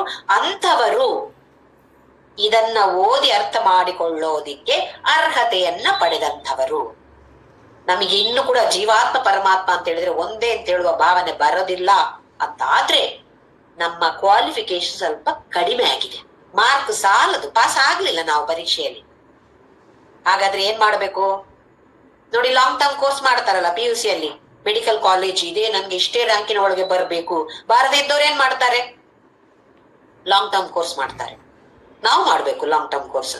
ಏನ್ ಮಾಡ್ಬೇಕು ಮತ್ತೆ ಕರ್ಮಯೋಗ ಸಾಕಾಗಿಲ್ಲ, ಮಾಡಿದ್ದು ಸಾಕಾಗ್ಲಿಲ್ಲ, ವಿವೇಕ ಸಾಕಾಗ್ಲಿಲ್ಲ, ವೈರಾಗ್ಯ ಸಾಕಾಗ್ಲಿಲ್ಲ, ಸಾಧನ ಚುಷ್ಟೆಯ ಸಂಪನ್ನದಲ್ಲಿ ಶಮ ದಮ ಯಾವುದೂ ಬರ್ಲಿಲ್ಲ ಅಂತಾದ್ರೆ ಅದನ್ನ ಬೆಳೆಸಿಕೊಳ್ಳುವ ಪ್ರಯತ್ನವನ್ನ ಮಾಡ್ತಾ ಹೋಗ್ಬೇಕು. ಉಪಾಸನಾ ಯೋಗ, ಭಕ್ತಿ ಯೋಗ, ಎಲ್ಲ ತರದ ಪೂಜೆಗಳು, ಆಮೇಲೆ ಸಹಸ್ರನಾಮ ಪಾರಾಯಣಗಳು, ಭಜನೆ ಎಲ್ಲವೂ ಬೇಕು. ಇದೆಲ್ಲವನ್ನು ಮಾಡ್ತಾ ಮಾಡ್ತಾ ಮಾಡ್ತಾ ಕರ್ಮಯೋಗ ಮಾಡ್ತಾ ಮನಸ್ಸು ಪರಿಶುದ್ಧವಾಗ್ತಾ ಹೋಗತ್ತೆ. ಉಪಾಸನ ಯೋಗವನ್ನ ಮಾಡ್ತಾ ಮನಸ್ಸಿಗೆ ಶಕ್ತಿ ಬರುತ್ತೆ. ಯಾವ ತರದ ಶಕ್ತಿ? ಮನಸ್ಸನ್ನ ಒಂದೇ ಕಡೆ ದೃಷ್ಟಿಯನ್ನ ಕೇಂದ್ರೀಕರಿಸಿಕೊಳ್ಳುವಂತಹ ಶಕ್ತಿ ಬರುತ್ತೆ. ಇದು ಎರಡು ನಮ್ಮ ಪ್ರತಿಯೊಬ್ಬರಿಗೂ ಅಗತ್ಯವೇ. ಇದನ್ನು ಮಾಡಿದಾಗ, ಮನಸ್ಸು ಪರಿಶುದ್ಧವಾಗಿ ಬಲವನ್ನ ಶಕ್ತಿಯನ್ನ ಪಡೆದಾಗ ಈ ಜ್ಞಾನ ಇಲ್ಲಿಗೆ ಬಂದು ಕೂತ್ಕೊಳ್ಳತ್ತೆ. ಇಲ್ಲದಿದ್ರೆ ಕೇಳೋದು ಈ ಕಿವಿಯಿಂದ, ಆ ಕಿವಿಯಿಂದ ಹೊರಗಡೆ ಹೋಗೋದು. ಇಲ್ಲ, ಒಂದು ಕಿವಿಯಿಂದ ಕೇಳಿ ಹೊಟ್ಟೆಯ ಒಳಗೆ ಬಂತು, ಇಲ್ಲಿ ಮೆದುಳಿನಲ್ಲಿ ಕೂತ್ಕೊಳ್ತಾ ಇಲ್ಲ, ಸ್ಮೃತಿಯಲ್ಲಿ ಇಲ್ಲ. ಇಲ್ಲ, ಸ್ಮೃತಿಯಲ್ಲೂ ಬಂತು, ಇದ್ರೂ ಕೂಡ ನಮ್ಮ ದೈನಂದಿನ ಚಟುವಟಿಕೆಗಳಲ್ಲಿ ಅದನ್ನ ಅಳವಡಿಸಿಕೊಳ್ಳಿಕ್ಕೆ ಆಗ್ತಾ ಇಲ್ಲ. ಒಂದು ಸೊಳ್ಳೆ ಬಂದು ಕೂತಿದೆ, ಆಯ್ತು ಒಂದು ಹೀಗೆ ಮಾಡಿ ಕೊಂದಾದ ಮೇಲೆ ಈ ಸೊಳ್ಳೆ ಯಾರು? ಈ ಸೊಳ್ಳೆಯು ನನ್ನ ಹಾಗೆ ಒಂದು ಸಮಯದಲ್ಲಿ ಮನುಷ್ಯ ಆಗಿತ್ತು. ಯಾವುದೋ ಕರ್ಮ ಫಲ, ಕೆಟ್ಟ ಕೆಲಸ ಮಾಡಿ ನೀಚ ಜನ್ಮವನ್ನ ಪಡೆದಿದೆ. ನಾನು ಮನುಷ್ಯ, ಅದ್ಭುತವಾದ ಮನುಷ್ಯ ಜನ್ಮವನ್ನ ಅನುಗ್ರಹಿಸಿದ್ದಾನೆ ಭಗವಂತ ನನಗೆ. ನಾನೀಗ ಸೊಳ್ಳೆಯನ್ನು ಕೊಂದು ನಾನು ಪಾಪ ಕಟ್ಟಿಕೊಳ್ಳಿಲ್ವೇ? ಈ ತರದ ಭಾವನೆ ನಮಗೆ ಬರ್ತಾ ಹೋಗುತ್ತೆ. ಯಾವಾಗ ಯಾರಿದು ಸೊಳ್ಳೆ ಯಾರು, ಜಿರಳೆ ಯಾರು, ಅಥವಾ ಪ್ರೈಮ್ ಮಿನಿಸ್ಟರ್ ಇರ್ಬೋದು, ಯಾರವರು? ಎಲ್ಲ ಮೂಲವಾಗಿ ನೋಡಿದ್ರೆ ಶುದ್ಧ ಚೈತನ್ಯ. ಈ ಭಾವನೆಯನ್ನ ಅವಾಗವಾಗ ಪ್ರತಿ 24 ಗಂಟೆ ನಮ್ಗೆ ಸಾಧ್ಯ ಇಲ್ಲದೆ ಇರ್ಬೋದು. ಸೊಳ್ಳೆಯನ್ನ ಕೊಲ್ಬೇಕಾಗತ್ತೆ, ಇರುವೆಯನ್ನ ಕೊಲ್ಬೇಕಾಗತ್ತೆ, ಜಿರಳೆ, ಇಲಿ ಎಲ್ಲವನ್ನು ಕೊಲ್ಬೇಕಾಗತ್ತೆ. ಹಾಗಾದ್ರೆ ಕೊಂದಾಗ ನನ್ನ ಪರಿಸ್ಥಿತಿ ಅನಿವಾರ್ಯ, ನಿನ್ನಿಂದಾಗಿ ನನಗೆ ರೋಗ ಬರ್ಬಹುದು, ಅದಕ್ಕೋಸ್ಕರ ನೀನು ನನ್ನ ಕೊಲ್ತಾ ಇದ್ದೇನೆ, ನನ್ನನ್ನು ಕ್ಷಮಿಸು, ಅಥವಾ ಓಂ ನಮ ಶಿವಾಯ ಅಂತ ಹೇಳಿ ನಿನಗೆ ಒಳ್ಳೆಯ ಜನ್ಮ ಬರ್ಲಿ ಅಂತ ನಾನು ಪ್ರಾರ್ಥನೆ ಮಾಡ್ತೇನೆ. ಕೊಲ್ಲುವ ಮೊದಲು ಮಾಡಿದ್ರೆ ತುಂಬಾ ಒಳ್ಳೇದು. ಅಷ್ಟು ನಮ್ಗೆ ನೆನಪು ಬರೋದಿಲ್ಲ. ಅಪ್ಪ ಅಂತೇಳಿ ಒಂದು ಕೊಟ್ಟಾದ್ಮೇಲೆ, ಸತ್ತೋದ್ಮೇಲೆ ಆಮೇಲೆ ಓಹೋ ತತ್ವಬೋಧದಲ್ಲಿ ಹೀಗೆ ಹೇಳಿದ್ದಾರೆ ಅಂತ ಆಮೇಲೆ ಆದ್ರೂ ನೆನಪು ಬಂದ್ರೆ ಓಂ ನಮ ಶಿವಾಯ ಒಂದು 3 ಸಲ ಆದ್ರೂ ಹೇಳಿ ನಿನಗೆ ಒಳ್ಳೆಯ ಜನ್ಮ ಬರ್ಲಿ ಅಂತ ಹೇಳುವ ಪ್ರಾರ್ಥನೆ ಮಾಡಿದ್ರೆ ಅದಕ್ಕೆ ಒಳ್ಳೆಯ ಜನ್ಮ ಬರುತ್ತೋ ಇಲ್ವೋ ಗೊತ್ತಿಲ್ಲ, ಆದ್ರೆ ನಮ್ಮ ಮನಸ್ಸಂತೂ ಖಂಡಿತವಾಗಿಯೂ ಉತ್ತಮವಾಗ್ತಾ ಹೋಗುತ್ತೆ. ಹಾಗೆ ನಮ್ಮ ದೈನಂದಿನ ಚಟುವಟಿಕೆಗಳಲ್ಲಿ ಈ ತರದ ಭಾವನೆಗಳನ್ನ ನಾವು ತಂದುಕೊಳ್ಳಬೇಕಾದದ್ದು ಅಗತ್ಯ. ಇಲ್ಲೀಗ ವೇದಾಂತ ವಾಕ್ಯ, ಇದು ವೇದಾಂತದ ವಾಕ್ಯ, ತತ್ವಮಸಿ ಅಂತ ಹೇಳೋದು ವೇದಾಂತದಲ್ಲಿ ಬಂದಿರುವಂತಹ ವಾಕ್ಯ. ಸಾಧನ ಚತುಷ್ಟಯ ಸಂಪನ್ನ ವ್ಯಕ್ತಿಗೆ ಅಲ್ಲಿ ಒಂದಿದೆ ಶ್ರದ್ಧಾ. ನೆನ್ಪಿದ್ರೆ ಶಮಾಧಿ ಷಟ್ಕ ಸಂಪತ್ತಲ್ಲಿ ಒಂದು ಸಂಪತ್ತದು ಶ್ರದ್ಧಾ. ಶ್ರದ್ಧೆ ಬೇಕು. ಯಾವುದ್ರಲ್ಲಿ ಶ್ರದ್ಧೆ ಬೇಕು? ವೇದಾಂತದ ವಾಕ್ಯಗಳಲ್ಲಿ ಶ್ರದ್ಧೆ ಬೇಕು, ಗುರುವಿನಲ್ಲಿಯೂ ಶ್ರದ್ಧೆ ಬೇಕು ಅಂತ ನಾವು ಕಲ್ತಿದ್ದೇವೆ. ಅದನ್ನ ಇಲ್ಲಿ ಮತ್ತೆ ಹೇಳ್ತಿದ್ದಾರೆ. ಏವಂಚ ವೇದಾಂತ ವಾಕ್ಯೈಹಿ ಸದ್ಗುರೂಪದೇಶೇನ. ಯಾರು ಇಂತಹ ವೇದಾಂತ ವಾಕ್ಯಗಳನ್ನು ಸದ್ಗುರುವಿನಿಂದ ತಿಳಿದುಕೊಳ್ತಾರೋ, ನಾವೆಲ್ಲರೂ ಕೂಡ ಯಾರೋ ಒಬ್ರು ಸದ್ಗುರುವಿನಿಂದ ಕಲಿತುಕೊಳ್ತಾ ಇದ್ದೇವೆ. ಆ ಗುರು ಕೂಡ ಒಂದು ಸಮಯದಲ್ಲಿ ಶಿಷ್ಯನಾಗಿದ್ದಂತವನೇ. ಅವನಿಗೂ ಕೂಡ ಇಂತಹ ಸಂದೇಹಗಳು ಬರ್ತಾ ಇತ್ತಿತ್ತು. ಅಂತಹ ವ್ಯಕ್ತಿ ಕೂಡ ತನ್ನ ಗುರುವಿನಿಂದ ಸಂದೇಹ ನಿವಾರಣೆಯನ್ನ ಮಾಡಿಕೊಂಡಿರ್ತಾನೆ. ನಮ್ಮಷ್ಟಕ್ಕೆ ನಾವು ಸ್ವತಂತ್ರವಾಗಿ ವೇದ ಉಪನಿಷತ್ತನ್ನ ಓದಕ್ಕೆ ಹೊರಟ್ರೆ ಸಂಶಯಗಳೇ ಜಾಸ್ತಿ, ಅರ್ಥವೇ ಆಗೋದಿಲ್ಲ. ಅರ್ಥ ಆಗದೆ ಇದ್ರೆ ಪರವಾಗಿಲ್ಲ, ತಪ್ಪಾಗಿ ಅರ್ಥ ಮಾಡಿಕೊಂಡ್ರೆ ಭಾರಿ ಕಷ್ಟ. ಮಿಸ್ಅಂಡರ್ಸ್ಟ್ಯಾಂಡಿಂಗ್, ತಪ್ಪು, ಓ ಇದು ಹೀಗೆ ಅಂತ ಹೇಳಿ ಅಂದ್ಕೊಳ್ಳೋದು, ನಿಜವಾಗಿಯೂ ಅದು ತಪ್ಪು. ಹೀಗಿದ್ದಾಗ ಅಂತಹ ವ್ಯಕ್ತಿ ಇನ್ನು ಹಲವಾರು ವ್ಯಕ್ತಿಗಳಿಗೆ ಅದನ್ನ ತಿಳಿಸಿಕೊಟ್ಟಾಗ ಆ ಹಲವಾರು ವ್ಯಕ್ತಿಗಳು ತಪ್ಪನ್ನೇ ಸರಿ ಅಂತ ಅರ್ಥ ಮಾಡಿಕೊಳ್ತಾರೆ.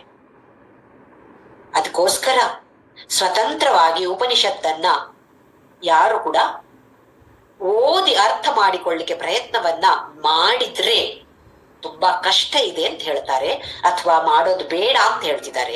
ಇಂತಹ ವೇದಾಂತ ವಾಕ್ಯಗಳನ್ನ ಗುರುವಿನ ಮೂಲಕ ಕಲಿತುಕೊಂಡು ಸರ್ವೇಶ್ವಪಿ ಭೂತೇಶು ಏಷಾಂ ಬ್ರಹ್ಮ ಬುದ್ಧಿರುತ್ಪನ್ನ, ಎಲ್ಲರಲ್ಲಿಯೂ ಕೂಡ ಈ ಬ್ರಹ್ಮನೇ ಇರುವಂತಹದ್ದು. ವಿದ್ಯಾ ವಿನಯ ಸಂಪನ್ನೆ ಬ್ರಾಹ್ಮಣೇ ಕವಿಹಸ್ತಿನಿ ಶುನಿ ಚೈವ ಶ್ವಪಾಕೆ ಚ ಪಂಡಿತ ಸಮದರ್ಶಿನಃ. ಭಗವದ್ಗೀತೆಯ 5ನೇ ಅಧ್ಯಾಯದಲ್ಲಿ ಭಗವಂತ ಹೇಳ್ತಾನೆ. ಎಲ್ಲರನ್ನು ಒಂದೇ ಭಾವನೆಯಿಂದ ನೋಡಬೇಕು.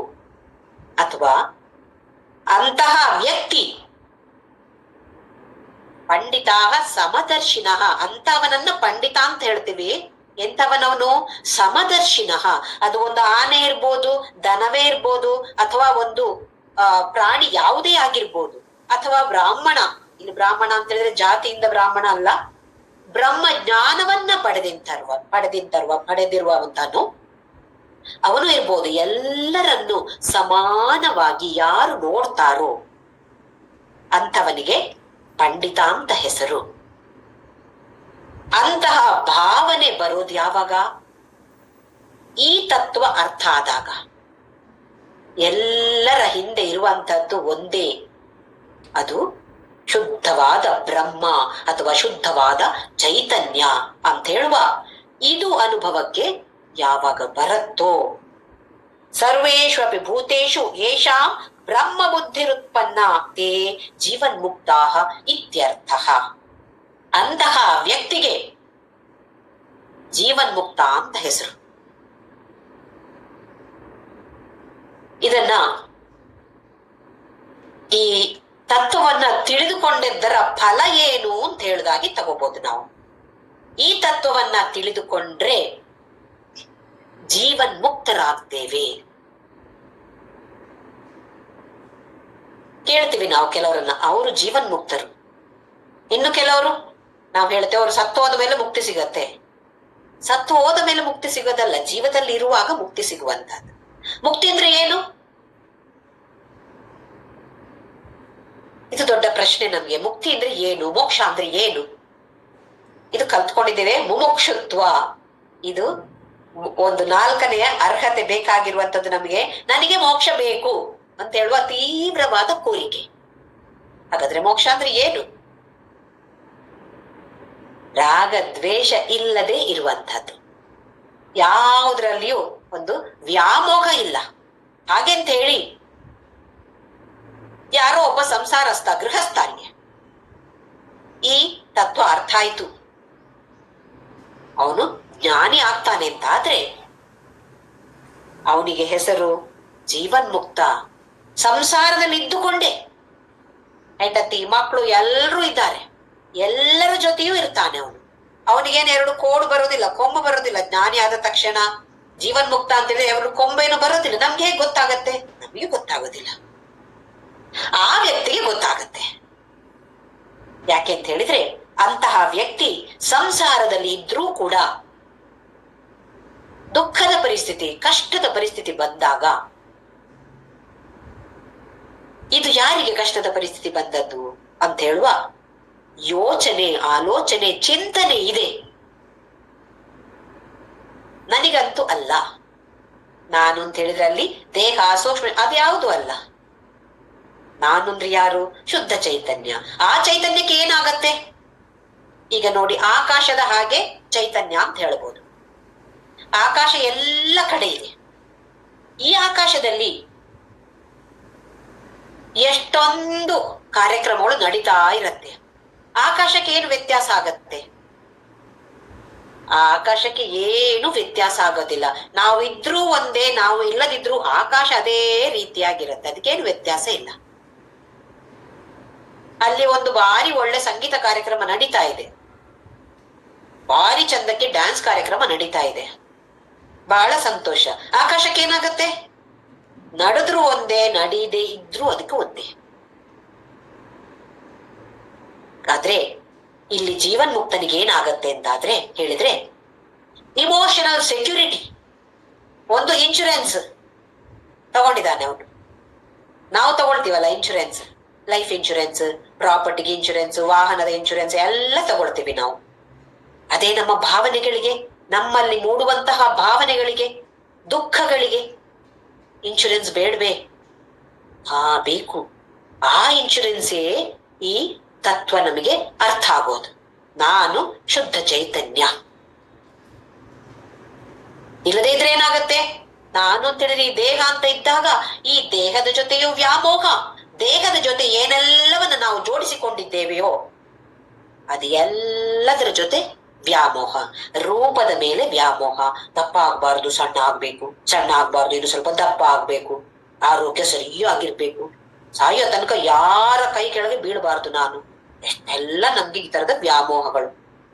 ನನ್ನ ಮನೆ, ನನ್ನ ಹೆಸರು, ನನ್ನ ಪ್ರಸಿದ್ಧಿ ಅಲ್ವೇ, ಆಹೋ ನಾನು ಅಂತ ಹೇಳಿದ್ರೆ ಹೀಗೆ ಅಂತ ಜನ ಅನ್ಕೊಂಡಿದ್ದಾರೆ, ಇನ್ನದು ಬದಲಾಗಬಾರ್ದು. ಎಷ್ಟೆಲ್ಲ ವಿಚಾರಗಳು ನಮಗೆ. ಯಾಕೆ? ಅದು ನಾನು ಅಂತ ಹೇಳಿದ್ರೆ ಈ ದೇಹ ಅಂತ ಇರುವಾಗ, ಅದೇ ನಾನು ಅಂದ್ರೆ ಈ ದೇಹ ಅಲ್ಲ, ನಾನು ಅಂತ ಹೇಳಿದ್ರೆ ಜೀವಾತ್ಮವೂ ಅಲ್ಲ, ಶುದ್ಧ ಚೈತನ್ಯ ಅಂತ ಹೇಳುವ ಭಾವನೆ ಬಂದಾಗ ವ್ಯತ್ಯಾಸ ಬಂದೇ ಬರುತ್ತೆ. ಹಾಗಾಗಿ ಈ ಇಮೋಷನಲ್ ಸೆಕ್ಯೂರಿಟಿ ನಮ್ಮ ಭಾವನೆಗಳಿಗೆ, ಅದರಲ್ಲಿಯೂ ದುಃಖಗಳಿಗೆ ಬೇಕಾದಂತಹ ಒಂದು ಭದ್ರತೆಯನ್ನ ಕೊಡುತ್ತೆ ಈ ಜ್ಞಾನ ಅಥವಾ ಈ ಅರಿವು. ಹಾಗೆ ಇದರಲ್ಲಿ ಮುಂದೆ ಏನ್ ಹೇಳ್ತಿದ್ದಾರೆ ಅಂತ ಹೇಳಿದ್ರೆ, ಬ್ರಹ್ಮೈವ ಅಹಂ ಅಸ್ಮಿ ಇತಿ ಅಪರೋಕ್ಷ ಜ್ಞಾನೇನ ನಿಖಿಲ ಕರ್ಮ ಬಂಧ ವಿನಿರ್ಮುಕ್ತ ಸ್ಯಾತ್. ಇನ್ನೊಂದು ವಿಷಯ, ಒಂದು ನಮ್ಮ ಇಮೋಷನಲ್ ಸೆಕ್ಯೂರಿಟಿ ಸಿಗತ್ತೆ ನಮ್ಗೆ. ನಾನು ಸತ್ತು ಹೋಗೋದಿಲ್ಲ, ಸಾವು ಯಾರಿಗೆ, ರೋಗ ಯಾರಿಗೆ, ನಾನೀ ದೇಹ ಅಲ್ಲಲ್ಲ ಅಂತಿದ್ದಾಗ ನಮ್ಗೆ ಯಾವ್ದ್ರ ಭಯ? ಹಾಗೆ ಭಯ ಇಲ್ಲದೆ ಆಗುವಂಥದ್ದು. ಆಮೇಲೆ ನಾನೇ ಬ್ರಹ್ಮ, ಬ್ರಹ್ಮ ಏವ ಅಹಂ ಅಸ್ಮಿ, ನಾನು ಬೇರೆ ಏನೂ ಅಲ್ಲ, ನಾನೇ ಬ್ರಹ್ಮ. ಈ ಜ್ಞಾನ ನಮಗೆ ಬರುವಂಥದ್ದು. ನಿಖಿಲ ಕರ್ಮ ಬಂಧ ವಿನಿರ್ಮುಕ್ತ, ಎಲ್ಲ ಕರ್ಮ ಬಂಧನಗಳಿಂದ ನಮಗೆ ಮೋಕ್ಷ. ಅಂದ್ರೆ ಏನು? ಯಾವ ತರದ ಕರ್ಮಗಳಿವೆ ಮುಂದಿನ ವಾರ ನೋಡೋಣ. ಪ್ರಾರಬ್ಧ ಕರ್ಮ, ಸಂಚಿತ ಕರ್ಮ, ಆಗಾಮಿ ಕರ್ಮ. ಈ ಜ್ಞಾನಿಯಾದವನಿಗೆ ಅಥವಾ ಜೀವನ್ಮುಕ್ತನಿಗೆ ಯಾವ ಕರ್ಮ ಬಂಧನಗಳು ಇಲ್ಲ. ಹಾಗಂತ ಹೇಳಿದ್ರೆ ವಿದೇಹ ಮುಕ್ತಿ, ಇನ್ನು ಮತ್ತೆ ದೇಹ ಪಡ್ಕೊಳ್ಳೋದಿಲ್ಲ. ನಾವೆಲ್ಲರೂ ಕೂಡ ಈ ದೇಹವನ್ನ ಬಿಟ್ಟು ಮತ್ತೆ ಇನ್ನೊಂದು ದೇಹ ಪಡೆದುಕೊಳ್ಳುತ್ತೇವೆ. ಹಿಂದೆ ಎಷ್ಟು ದೇಹಗಳನ್ನ ಹೇಗೆ ಪಡ್ಕೊಂಡಿದ್ದೇವೆಯೋ ಗೊತ್ತಿಲ್ಲ, ಇನ್ನು ಮುಂದೆ ಎಷ್ಟು ಪಡಿತೇವೆ ಅದು ಕೂಡ ಗೊತ್ತಿಲ್ಲ. ಆದ್ರೆ ಈ ಜ್ಞಾನ ಬಂದ್ರೆ ಖಂಡಿತವಾಗಿಯೂ ಜೀವನ್ಮುಕ್ತರಾಗ್ತಾರೆ. ಜೀವನ್ಮುಕ್ತರಾದವರಿಗೆ ಮೊದಲನೇದಾಗಿ ನಮ್ಮ ಭಾವನೆಗಳಿಗೆ, ಕಷ್ಟಗಳಿಗೆ ಇರುವಂತಹ ಒಂದು ಭದ್ರತೆ, ಒಂದು ಕೋಟೆಯನ್ನ ಕಟ್ಟಿಕೊಂಡಾಯಿತು. ಎರಡನೇದಾಗಿ ವಿದೇಹ ಮುಕ್ತಿ, ಇನ್ನು ಮೇಲೆ ದೇಹ ಇಲ್ಲ. ಪುನರಪಿ ಜನನಂ ಪುನರಪಿ ಮರಣಂ ಪುನರಪಿ ಜನನಿ ಜಠರೇ ಶಯನಮಿಗೆ ಒಂದು ದೊಡ್ಡ ಫುಲ್ ಸ್ಟಾಪ್ ಹಾಕುದು. ಹೀಗಾದ್ರೆ ಎಷ್ಟು ಒಳ್ಳೇದಲ್ವಾ? ಮತ್ತೆ ಮತ್ತೆ ಬರ್ಬೇಕಾಗಿಲ್ಲ, ಮತ್ತೆ ಹುಟ್ಟಿ ಬರ್ಬೇಕಾದ ಅವಶ್ಯಕತೆ ಇಲ್ಲ. ಇದರಲ್ಲೀಗ ಕೆಲವು ವಿಚಾರಗಳನ್ನ ನಾವು ನೋಡೋಣ. ಮತ್ತೆ ಟಾಪಿಕ್ ಅದೇ, ಏನು ವ್ಯತ್ಯಾಸ ಇಲ್ಲ. ಈಗ ಒಬ್ಬ ನಾಟಕದಲ್ಲಿ ಪಾತ್ರವನ್ನ ಮಾಡ್ತಾ ಇದ್ದಾನೆ, ರಾಮಾಯಣ ನಾಟಕ ಅಂತ ಅನ್ಕೊಳ್ಳೋಣ. ಅದರಲ್ಲಿ ಶ್ರೀರಾಮನ ಪಾತ್ರ, ಅದರಲ್ಲಿಯೂ ಸೀತೆಯನ್ನ ಹುಡುಕುವಂಥದ್ದು. ಸೀತೆಯನ್ನ ರಾವಣ ಅಪಹರಿಸಿ ಆಗಿದೆ. ರಾಮ ಮತ್ತೆ ಲಕ್ಷ್ಮಣ ಕಾಡಿನಲ್ಲಿ ಸೀತೆಯನ್ನ ಹುಡುಕ್ತಾ ಇದ್ದಾರೆ. ಕಂಡ ಮರಗಳ ಹತ್ರ ಶ್ರೀರಾಮ ಕೇಳ್ತಿದ್ದಾನೆ, ನನ್ನ ಸೀತೆಯನ್ನ ನೀನ್ ಕಂಡಿದ್ಯಾ? ಕಂಡ ಕಲ್ಲುಗಳ ಹತ್ರ, ನದಿಯ ಹತ್ರ, ಎಲ್ಲದರ ಹತ್ರ ಹೋಗಿ ಶ್ರೀರಾಮ ಅಳ್ತಾ ಅಳ್ತಾ ಕೇಳ್ತಿದ್ದಾನೆ, ನನ್ನ ಹೆಂಡತಿಯನ್ನ ನೋಡಿದ್ಯಾ? ನನ್ನ ಹೆಂಡತಿಯನ್ನ ನೋಡಿದ್ಯಾ? ಕಣ್ಣೀರು ಹಾಕ್ತಾ ಇದ್ದಾನೆ. ಜಡವಸ್ತುವಿನ ಹತ್ರವೂ ಹೋಗಿ ಕೇಳ್ತಿದ್ದಾನೆ. ಇದು ನಾಟಕ ನಡೀತಾ ಇರೋದು. ನಾಟಕದಲ್ಲಿ ಅಲ್ಲಿ ಪ್ರೇಕ್ಷಕರು ಕೂತಿರ್ತಾರೆ. ಮೊದಲನೇ ರೋನಲ್ಲಿ ಅವನ ಹೆಂಡತಿ, ಆ ಯಾರು ಪಾತ್ರವನ್ನ ಅಭಿನಯ ಮಾಡ್ತಿದಾರೋ ಆಕ್ಟರ್ನ ಹೆಂಡತಿ ಅಲ್ಲಿ ಕೂತಿದ್ದಾಳೆ. ಅವಳು ನೋಡ್ತಿದ್ದಾಳೆ, ನನ್ನ ಗಂಡ ಹೀಗೆ ಓಹೋ ಶ್ರೀರಾಮನ ಪಾತ್ರವನ್ನ ಮಾಡ್ತಿದ್ದಾನೆ ಅಂತ. ಈ ಶ್ರೀರಾಮನ ಪಾತ್ರಧಾರಿಗೆ ಅಲ್ಲಿ ಹೆಂಡತಿ ಕಾಣ್ತಾ ಇದ್ದಾಳೆ. ಆದ್ರೂ ನನ್ನ ಹೆಂಡತಿಯನ್ನ ನೋಡಿದ್ಯಾ? ನನ್ನ ಹೆಂಡತಿಯನ್ನ ನೀನ್ ನೋಡಿದ್ಯಾ ಅಂತ ಕೇಳ್ತಿದ್ದಾನೆ. ಅವನ ಮನಸ್ಸಿನಲ್ಲಿ ನಿಜವಾಗ್ಲೂ ನಾನು ಹೆಂಡತಿನ ಹುಡುಕ್ತಾ ಇಲ್ಲ ಅಂತ ಅವನಿಗೆ ಗೊತ್ತಿಲ್ವಾ? ಯಾಕೆ? ನಾನು ನಿಜವಾಗಿಯೂ ಶ್ರೀರಾಮ ಅಲ್ಲ, ಅವನ ಹೆಸರು ಏನೋ ಒಂದಿರ್ಬೋದು, ನಾನು ಅವನು ನೋಡು, ನಾನು ಅಲ್ಲಿ ಹೆಂಡತಿಯಲ್ಲಿ ಕೂತಿದ್ದಾಳೆ ಅಂತ ಮನಸ್ಸಿನಲ್ಲಿ ಒಳಗಡೆ ಅವನಿಗೆ ನೆನಪಾಗ್ತಾ ಇದೆ. ಹಾಗಾಗಿ ಈ ಕಣ್ಣೀರು ಹಾಕೋದು, ಈ ಸೀತೆ ನನ್ನ ಹೆಂಡತಿಯನ್ನು ನೀನು ನೋಡಿದ್ಯಾ ನೋಡಿದ್ಯಾ ಅಂತ ಕೇಳೋದೆಲ್ಲ ಏನದು? ಅಭಿನಯ. ಆ ಪಾತ್ರವನ್ನು ಮುಗಿಸಿ ಹಿಂದ್ಗಡೆ ಗ್ರೀನ್ ರೂಮಿಗೆ ಹೋದಾಗ ಎಲ್ಲ ತೆಗೆದು ಬಿಚ್ಚಾಕಿ ಮತ್ತೆ ಹೊರಗಡೆ ಬಂದು ಹೆಂಡತಿ ಜೊತೆ ವಾಪಸ್ ಮನೆಗೆ ಹೋಗ್ತಾನೆ. ಇದು ನಾವೆಲ್ಲ ಅಭಿನಯ ಮಾಡಿದವರಿಗೆ ಇದರ ಅನುಭವ ಇದೆ. ಇಲ್ಲ ಅಂತೇಳಿ ನಮ್ಗೆ ನೋಡಿ ಗೊತ್ತಿರತ್ತೆ. ಎಷ್ಟೇ ಆ ಪಾತ್ರದಲ್ಲಿ ಅದ್ಭುತವಾಗಿ ಅಭಿನಯವನ್ನ ಮಾಡಿದ್ರೂ ಕೂಡ ಅದು ನಾನಲ್ಲ. ಈ ಭಾವನೆ ಒಳಗೆ ಒಳಗೆ ಪ್ರತಿಯೊಬ್ಬರಿಗೂ, ಪ್ರತಿಯೊಬ್ಬ ಆಕ್ಟರಿಗೂ ಇದ್ದೇ ಇರತ್ತೆ ಅದು ಅಲ್ವಾ? ಹಾಗೆಯೇ ನಮಿಗೂ ಕೂಡ ಈಗ ಈ ಜಗತ್ತಿನಲ್ಲಿ ನಾವು ಮಾಡ್ತಾ ಇರುವಂತದ್ದು ಒಂದು ಅಭಿನಯ. ಆ ಆಕ್ಟರ್ ಮಾಡಿದಾಗ ಅಭಿನಯವನ್ನ ಚೆನ್ನಾಗಿ ಮಾಡಿದ್ರೆ ಮಾತ್ರ ಎಲ್ರಿಗೂ ಇಷ್ಟ ಆಗೋದು. ಇಲ್ದಿದ್ರೆ ಓ ಶ್ರೀರಾಮ ಹೇಳ್ತೇನೆ, ನನ್ನ ಸೀತೆ ನೀನ್ ನೋಡಿದ್ಯಾ, ನನ್ನ ಸೀತೆ ನೀನ್ ನೋಡಿದ್ಯಾ ಅಂತ ಹೇಳಿ ಭಾವನೆ ಇಲ್ಲದೆ ಅಭಿನಯನ್ನ ಮಾಡಿದ್ರೆ ಚೆನ್ನಾಗಿರತ್ತಾ? ಏನು ಚೆನ್ನಾಗಿ ಕಾಣಿಸೋದಿಲ್ಲ ಅದು, ಅಲ್ವೇ? ಹಾಗೆಯೇ ನಾವು ಕೂಡ ಪ್ರತಿಯೊಬ್ಬರಿಗೂ ಒಂದೊಂದು ರೋಲ್ ಅನ್ನ ಭಗವಂತ ಕೊಟ್ಟಿದ್ದಾನೆ, ಒಂದು ಪಾತ್ರವನ್ನ. ಎಲ್ಲರಿಗೂ ಒಂದೇ ತರದ ಪಾತ್ರ ಇಲ್ಲ, ಬೇರೆ ಬೇರೆಯವರಿಗೆ ಬೇರೆ ಬೇರೆ ಪಾತ್ರಗಳು. ನಮಗೆ ಬಂದಂತಹ ಈ ಪಾತ್ರವನ್ನ ನಾವು ಅದ್ಭುತವಾಗಿ ಅಭಿನಯಿಸಬೇಕಾಗಿರುವುದು ನಮ್ಮ ಕರ್ತವ್ಯ. ಹೆಂಡತಿಯಾಗಿರ್ಬೋದು, ಮಗಳಾಗಿರ್ಬೋದು, ಸೊಸೆಯಾಗಿರ್ಬೋದು, ಅಥವಾ ಮಗನಾಗಿರ್ಬೋದು, ಒಂದು ಟೀಚರ್ ಆಗಿರ್ಬೋದು, ಡಾಕ್ಟರ್ ಆಗಿರ್ಬೋದು, ಯಾವುದೇ ಆಗಿರ್ಲಿ, ನಮ್ಮ ಪಾಲಿಗೆ ಬಂದಂತಹ ಪಾತ್ರವನ್ನ ಅದ್ಭುತವಾಗಿ ನಾವು ಅಭಿನಯಿಸಬೇಕಾಗಿದೆ. ಹಾಗೆಯೇ ಒಳಗೊಳಗೆ ಅಭಿನಯಿಸ್ತಾ ಅಭಿನಯಿಸ್ತಾ ಕೂಡ ಒಳಗಡೆ ಈ ಸ್ಮರಣೆ ನಮ್ಮಲ್ಲಿರ್ಬೇಕು, ಇದು ನಾನಲ್ಲ. ನಾನು ಅಂತ ಹೇಳಿದ್ರೆ ಆ ಶುದ್ಧ ಚೈತನ್ಯ. ಮಾಡುವಂತಹ ಯಾವುದೇ ವಿಚಾರಗಳು ಕೂಡ ಈ ನಾಟಕಕ್ಕೆ ಮಾತ್ರ ಸೀಮಿತ. ಅದು ಮುಗಿದ ಮೇಲೆ, ನಾಟಕ ಮುಗಿದ ಮೇಲೆ ನಾನು ಬೇರೆ ಜನ. ಮತ್ತೆ ಅದೇ ತರದಲ್ಲಿ ಈ ದೇಹದಲ್ಲಿ ನಾನು ಈಗ ಮಾಡುವಂತಹ ಅಭಿನಯ ಈ ಒಂದು ನಾಟಕಕ್ಕೆ ಮಾತ್ರ ಸೀಮಿತ. ನಿಜವಾಗಿಯೂ ನಾನು ಆ ಬ್ರಹ್ಮ ಚೈತನ್ಯ, ಶುದ್ಧವಾದ, ಪರಿಶುದ್ಧವಾದ, ನಿರ್ಗುಣ, ನಿರಾಕಾರ, ನಿರ್ವಿಕಾರವಾದ, ಅವಿನಾಶಿಯಾದ ಶುದ್ಧ ಚೈತನ್ಯ ನಾನು ಅಂತ ಹೇಳುವ ಭಾವನೆ ಪ್ರತಿ ಕ್ಷಣಕ್ಕೂ ನಾವು ಅವಾಗವಾಗ ಮರ್ತೋಗುತ್ತೆ ನಮ್ಗೆ. ಅದರಲ್ಲಿಯೂ ಕಷ್ಟ ಪರಿಸ್ಥಿತಿ ಬಂದಾಗ ಇದು ಖಂಡಿತವಾಗಿಯೂ ನಮ್ಗೆ ಒಂದು ಇನ್ಶೂರೆನ್ಸ್ ಪಾಲಿಸಿಯನ್ನ ಕೊಡತ್ತೆ. ಇದು ನಾನಲ್ಲ, ಈ ಕಷ್ಟ ಈ ಸಮಯಕ್ಕೆ ಮಾತ್ರ, ಆಮೇಲೆ ಇರೋದಿಲ್ಲ ಇದು. ಯಾಕೆ? ಈ ದೇಹ ನಾನು ಅಲ್ವಲ್ಲ. ಶುದ್ಧ ಚೈತನ್ಯಕ್ಕೆ ಏನಿದೆ ಕಷ್ಟ? ಕಷ್ಟವೂ ಇಲ್ಲ, ಸುಖವೂ ಇಲ್ಲ. ಗುರು ಶಿಷ್ಯ, ಅಮ್ಮ ಅಪ್ಪ ಯಾವುದೂ ಇಲ್ಲ ಶುದ್ಧ ಚೈತನ್ಯಕ್ಕೆ, ಎಲ್ಲ ಒಂದೇ. ಈ ಸುಲಭ ಇಲ್ಲ. ಆದ್ರೆ ಈ ಭಾವನೆಯನ್ನ ಆದಷ್ಟು ಬಾರಿ ದಿನದಲ್ಲಿ ನಮ್ಮ ಸ್ಮರಣೆಗೆ ತಂದುಕೊಂಡು ನಮ್ಮ ಚಟುವಟಿಕೆಗಳಲ್ಲಿ ಇದು ಕಾಣಬೇಕು. ಯಾರ ಜೊತೆಯೋ ಜೋರಾಗಿ ಮಾತನಾಡಿ, ನಿಂದೆ ಮಾಡಿ, ಬೇರೆಯವರನ್ನು ನಿಂದೆ ಮಾಡಿ ಅವರ ಮನಸ್ಸನ್ನ ನೋಯಿಸಿದ್ರೆ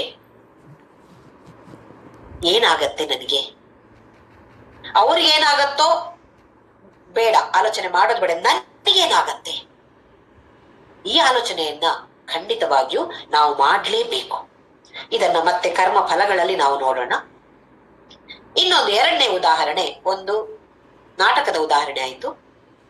ಎರಡನೇ ಉದಾಹರಣೆ, ಸಿನಿಮಾ ಥಿಯೇಟರ್ ಅಲ್ಲಿ ನಾವು ಸಿನಿಮಾವನ್ನು ನೋಡ್ತೇವೆ. ಸಿನಿಮಾವನ್ನ ಯಾವುದರ ಮೇಲೆ ತೋರಿಸ್ತಾರೆ? ಒಂದು ಸ್ಕ್ರೀನ್ ಇರುತ್ತೆ ಅಥವಾ ಬಿಳಿಯಾದ ದೊಡ್ಡ ಗೋಡೆ ಇರುತ್ತೆ, ಅದರ ಮೇಲೆ ಈ ಸಿನಿಮಾವನ್ನ ತೋರಿಸುವಂಥದ್ದು. ಈಗ ಈ ಸಿನಿಮಾದಲ್ಲಿ ಒಂದು ಸನ್ನಿವೇಶದಲ್ಲಿ ಒಬ್ಬ ಉತ್ತಮವಾದ ವ್ಯಕ್ತಿ ಇದ್ದಾನೆ, ಇನ್ನೊಬ್ಬ ಕೆಟ್ಟ ವ್ಯಕ್ತಿ ಇದ್ದಾನೆ.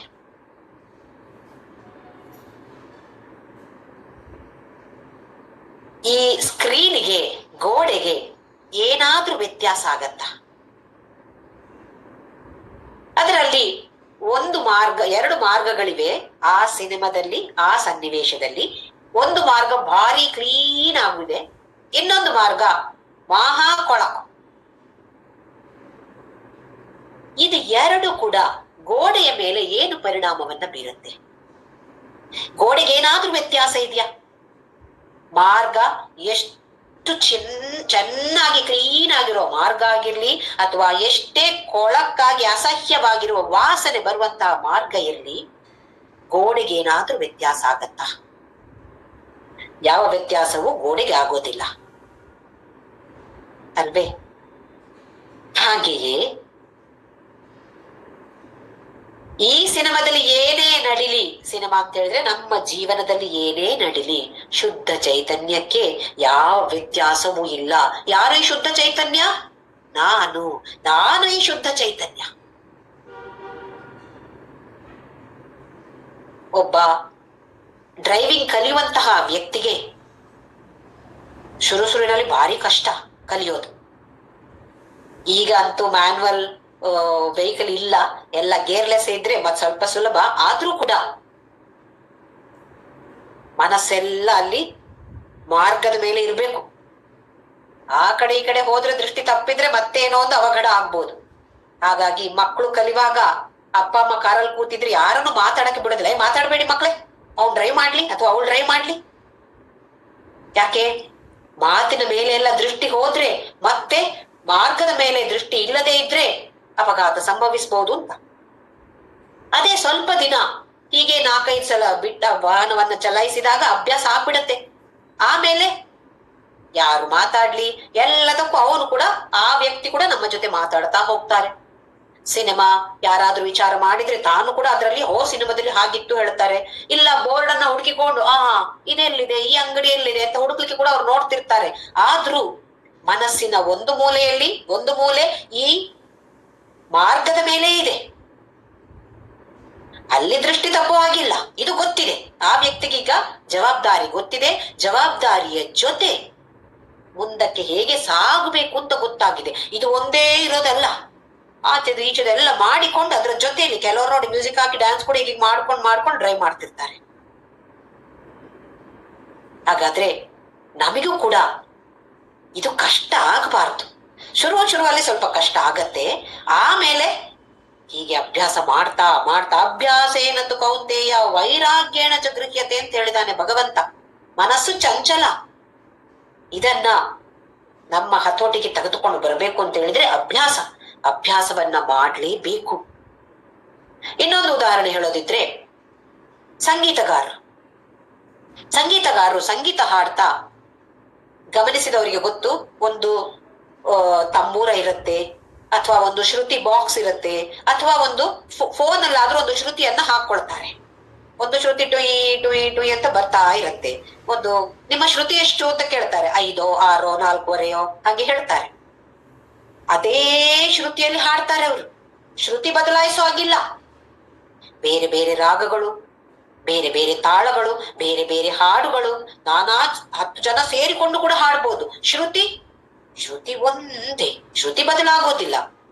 ಆ ಸಂಗೀತಗಾರನ ಮನಸ್ಸಿನ ಒಂದು ಮೂಲೆ ಇದರ ಮೇಲೆ ಕೇಂದ್ರೀಕೃತವಾಗಿರುತ್ತೆ, ಶ್ರುತಿಯ ಮೇಲೆ. ಮತ್ತೆ ಹಾಡು ತಾಳ ಎಲ್ಲವೂ ಸರಿಯಾಗಿರ್ಬೇಕು. ಹಾಗೆ ಇಲ್ಲ ನಾನು ಶ್ರುತಿಯ ಮೇಲೆಯೇ ದೃಷ್ಟಿಯನ್ನು ಹಾಕಬೇಕು, ನಾನು ಹಾಡೋದಿಲ್ಲ ಅಂತ ಹೇಳಿದ್ರೆ ಮತ್ತೆ ಏನ್ ಪ್ರಯೋಜನ ಅಲ್ವೇ? ಹಾಗೆಯೇ ಈ ಶ್ರುತಿಯ ಮೇಲೆ ದೃಷ್ಟಿ ಇಲ್ಲ ಅಂತ ಆದ್ರೆ, ಶ್ರುತಿ ತಪ್ಪಿದ್ರೆ ಅಪಶ್ರುತಿ, ಸಂಗೀತ ಖಂಡಿತವಾಗಿಯೂ ಚೆನ್ನಾಗಿರೋದಿಲ್ಲ. ಇದೇನ್ ಹಾಡ್ತಾರೆ, ಅಪಶ್ರುತಿಯಲ್ಲಿ ಹಾಡ್ತಾರೆ ಅವರು. ಹೆಚ್ಚು ಸಂಗೀತದ ಜ್ಞಾನ ಇಲ್ಲದೆ ಇರೋರಿಗೂ ಗೊತ್ತಾಗತ್ತೆ ಅಪಶ್ರುತಿ ಅಂತ. ಇದೇ ರೀತಿಯಲ್ಲಿ ನಮಿಗೂ ಕೂಡ ನಮ್ಮ ಎಲ್ಲ ಚಟುವಟಿಕೆಗಳನ್ನ ಮಾಡ್ತಾ ಮನಸ್ಸಿನ ಒಂದು ಮೂಲೆಯಲ್ಲಿ ಯಾವತ್ತು ಕೂಡ ನಾನು ಅಂತ ಹೇಳಿದ್ರೆ ಶುದ್ಧ ಚೈತನ್ಯ, ನಾನು ಶುದ್ಧ ಚೈತನ್ಯ, ಇದನ್ನ ಬೆಳೆಸಿಕೊಳ್ಬೇಕು. ಈ ಜೀವನ್ಮುಕ್ತ ಏನ್ ಹೇಳ್ತಾನೆ ಅಂತ ಹೇಳಿದ್ರೆ, ಜೀವನ್ಮುಕ್ತ ಆಗೋ ಮೊದಲು ಏನ್ ಹೇಳ್ತಾನೆ ಅಂತ ಹೇಳಿದ್ರೆ, ಈ ಚೈತನ್ಯ ನನ್ನ ಹೊರಗಡೆ ಇದೆ. ಆತ್ಮ ಅಂತ ಹೇಳಿದ್ರೆ ನನ್ನ ಹೊರಗಡೆಯೂ ಇದೆ, ನನ್ನ ಒಳಗಡೆಯೂ ಇದೆ ಅಂತ ಹೇಳ್ತೀವಿ ಅಲ್ವಾ? ಹೊರಗಡೆ ಇದೆ, ಒಳಗಡೆ ಇದೆ. ಇದನ್ನ ಹೇಳ್ತೀವಿ. ಅದೇ ಜೀವನ್ಮುಕ್ತನಾದವನು ಏನ್ ಹೇಳ್ತಾನೆ? ಒಳಗಡೆ ಇದೆ ಹೊರಗಡೆ ಇದೆ ಏನು ಹೇಳಲ್ಲ. ಏನ್ ಹೇಳ್ತಾನೆ ಮತ್ತೆ? ನಾನೇ ಆ ಚೈತನ್ಯ. ಮತ್ತೆ ಹಾಗೆ ಹೇಳಿದಾಗ ಒಳಗಡೆ ಹೊರಗಡೆಯಲ್ಲಿ ಬಂತು ಅಲ್ವೇ? ಇದು ಜೀವನ್ಮುಕ್ತನ ಸ್ಥಿತಿ.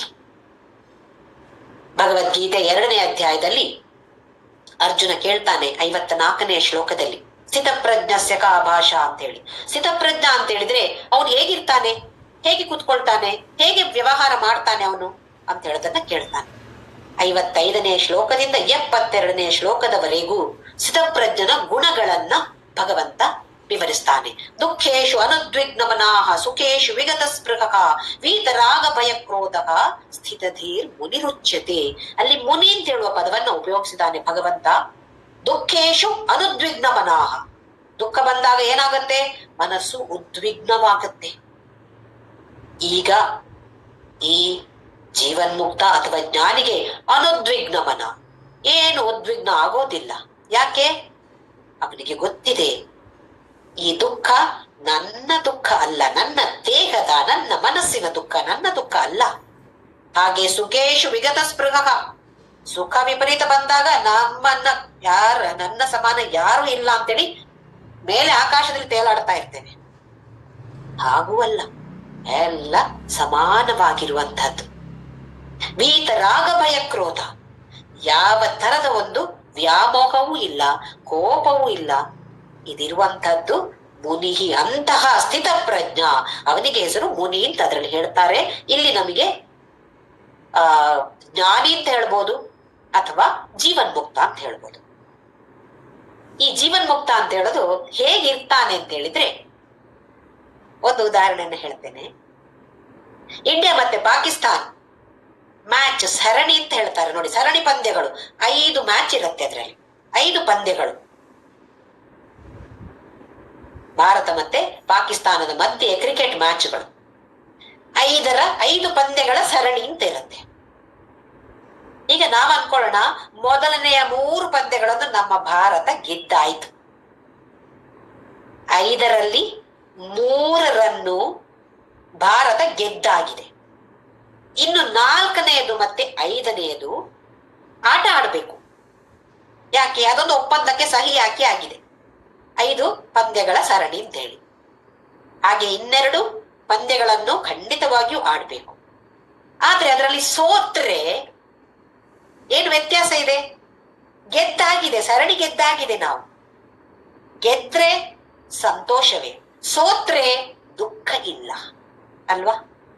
4ನೇ ಮತ್ತೆ 5ನೇ ಪಂದ್ಯಗಳನ್ನ ನಾವು ಅಂದ್ರೆ ಭಾರತ ಗೆದ್ರೆ ಸಂತೋಷ, ಸೋತ್ರೆ ಖಂಡಿತವಾಗಿಯೂ ದುಃಖ ಇಲ್ಲ.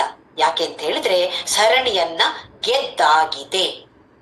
ಇದೇ ಸ್ಥಿತಿ ಜೀವನ್ಮುಕ್ತನದ್ದು. ಗೆದ್ದಾಗಿದೆ ಅವನು. ಇನ್ನು ಈ ಪ್ರಪಂಚದಲ್ಲಿ ಮಾಡುವಂತಹ ಈ ಕೆಲಸಗಳನ್ನು ಮಾಡಿದ್ರೂ ಒಂದೇ, ಮಾಡದೆ ಇದ್ರೂ ಒಂದೇ. ಇದನ್ನ ಕೂಡ ಭಗವಂತ ಭಗವದ್ಗೀತೆಯಲ್ಲಿ ಹೇಳ್ತಾನೆ. ಮಾಡ್ಲೇಬೇಕು ಅಂತ ಏನೂ ಇಲ್ಲ. ಅವನಿಗೆ ಮಾಡ್ಬೇಕು ಅಂತ ತೋರಿತೋ ಮಾಡ್ತಾನೆ, ಮಾಡೋದು ಬೇಡ ಅಂತ ತೋರಿತೋ ಮಾಡೋದಿಲ್ಲ. ಯಾಕೆ? ಅದು ಅಗತ್ಯ ಇಲ್ಲ ಅವನಿಗೆ. ಅವನು ಗೆದ್ದಾಗಿದೆ, ಅವನು ಜೀವನ್ಮುಕ್ತಿಯನ್ನ ಪಡೆದುಕೊಂಡಾಗಿದೆ. ಹಾಗಾದ್ರೆ ಈ ಜ್ಞಾನ ಬಂದಿದ್ರಿಂದಾಗಿ ನಮಗೇನು ಸಿಗತ್ತೆ ಅಂತ ಹೇಳಿದ್ರೆ, ಮೊದಲನೇದಾಗಿ ಇಮೋಷನಲ್ ಸೆಕ್ಯೂರಿಟಿ, ಭದ್ರತೆ. ಎಲ್ಲದಕ್ಕೂ ಒಂದು ಭದ್ರತೆ, ಯಾವ ಭಯವೂ ಇರೋದಿಲ್ಲ. ಜ್ಞಾನಿಗಳಿಗೆ ನೋಡಿ ಯಾವ ಭಯವೂ ಇಲ್ಲ. ಯಾವಾಗ ಇದು ಬರುವಂತದ್ದು? ನಾನು ಅಂತ ಹೇಳಿದ್ರೆ ಆ ಶುದ್ಧ ಚೈತನ್ಯ, ಅಹಂ ಬ್ರಹ್ಮಾಸ್ಮಿ, ತತ್ ತ್ವಂ ಅಸಿ ಅಂತ ಹೇಳಿದ್ರ ಅರ್ಥ ಗೊತ್ತಾಗಿದೆ. ಹೀಗಿದ್ದಾಗ ಅಂತಹ ಜ್ಞಾನಿಗೆ ಜೀವನ್ಮುಕ್ತ ಅಂತ ಹೆಸರು. ಏನೆಲ್ಲ ಇರುತ್ತೆ ಅವನ ಕೈಯಲ್ಲಿ? ಒಂದು ಭದ್ರತೆ, ಎಲ್ಲದಕ್ಕೂ ಒಂದು ಭದ್ರತೆ. ಇನ್ಶೂರೆನ್ಸ್ ಪಾಲಿಸಿ ತಗೊಂಡಾಯ್ತು ಅವನು. ಆಮೇಲೆ 2ನೇದಾಗಿ ಕರ್ಮ ಬಂಧನಗಳೇ ಇರೋದಿಲ್ಲ. ಯಾವ ತರದ ಕರ್ಮ ಬಂಧನ ಅಂತೇಳಿ ಮುಂದಿನ ವಾರದಲ್ಲಿ ನೋಡೋಣ. ಈ ತತ್ವಬೋಧದಲ್ಲಿ ಜ್ಞಾನಿಗಳಿಗಿರುವಂತಹ ಕರ್ಮಗಳ ಬಗ್ಗೆ ಶಂಕರಾಚಾರ್ಯರು ವರ್ಣಿಸಿದ್ದಾರೆ. ಆದ್ರೆ ನಾವು ಅಜ್ಞಾನಿಗಳು, ನಮಗೆ ಯಾವ ತರದ ಬಂಧನಗಳಿವೆ? ಸಂಚಿತ ಅಂದ್ರೆ ಏನು? ಸಂಚಿತ ಕರ್ಮ ಅಂದ್ರೆ ಏನು? ಪ್ರಾರಬ್ಧ ಅಂದ್ರೆ ಏನು? ಆಗಾಮಿ ಅಂತ ಹೇಳಿದ್ರೆ ಏನು? ಉತ್ತಮವಾದ ವಿಚಾರ ಇದು. ಎಲ್ಲರೂ ಕೇಳಿ ತಿಳಿದುಕೊಳ್ಳಬೇಕಾದಂತಹ ವಿಚಾರ. ಮತ್ತೆ ಮುಂದಿನ ವಾರ ನೋಡೋಣ. ಓಂ ಶ್ರೀರಾಮ್ ಜಯ ರಾಮ್ ಜಯ ಜಯ ರಾಮ್. ಓಂ ಶ್ರೀರಾಮ್ ಜಯ ರಾಮ್ ಜಯ ಜಯ ರಾಮ್. ಓಂ ಶ್ರೀರಾಮ್ ಜಯ ರಾಮ್ ಜಯ ಜಯ ರಾಮ್. ಓಂ ಶ್ರೀರಾಮ್ ಜಯ ರಾಮ್ ಜಯ ಜಯ ರಾಮ್. ಓಂ ಶ್ರೀರಾಮ್ ಜಯ ರಾಮ್ ಜಯ ಜಯ ರಾಮ್. ಓಂ ಶ್ರೀರಾಮ್ ಜಯ ರಾಮ್ ಜಯ ಜಯ ರಾಮ್. ಓಂ ಶ್ರೀರಾಮ್ ಜಯ ರಾಮ್ ಜಯ ಜಯ ರಾಮ್. ಓಂ ಶ್ರೀರಾಮ್ ಜಯ ರಾಮ್ ಜಯ ಜಯ ರಾಮ್. ಓಂ ಶ್ರೀರಾಮ್ ಜಯ ರಾಮ್ ಜಯ ಜಯ ರಾಮ್. ಓಂ ಶ್ರೀರಾಮ್ ಜಯ ರಾಮ್ ಜಯ ಜಯ ರಾಮ್. ಓಂ ಶ್ರೀರಾಮ್ ಜಯ ರಾಮ್ ಜಯ ಜಯ ರಾಮ್. ಓಂ ಶ್ರೀರಾಮ್ ಜಯ ರಾಮ್ ಜಯ ಜಯ ರಾಮ್. ಓಂ ಅಸತೋ ಮಾ ಸದ್ಗಮಯ ತಮಸೋ ಮಾ ಜ್ಯೋತಿರ್ಗಮಯ ಮೃತ್ಯೋರ್ಮಾ ಅಮೃತಂಗಮಯ. ಓಂ ಶಾಂತಿ ಶಾಂತಿ ಶಾಂತಿ. ಲೋಕಾ ಸಮಸ್ತ ಸುಖಿನೋ ಭವಂತು. ಲೋಕಾ ಸಮಸ್ತ ಸುಖಿನೋ ಭವಂತು. ಲೋಕಾ ಸಮಸ್ತ ಸುಖಿನೋ ಭವಂತು.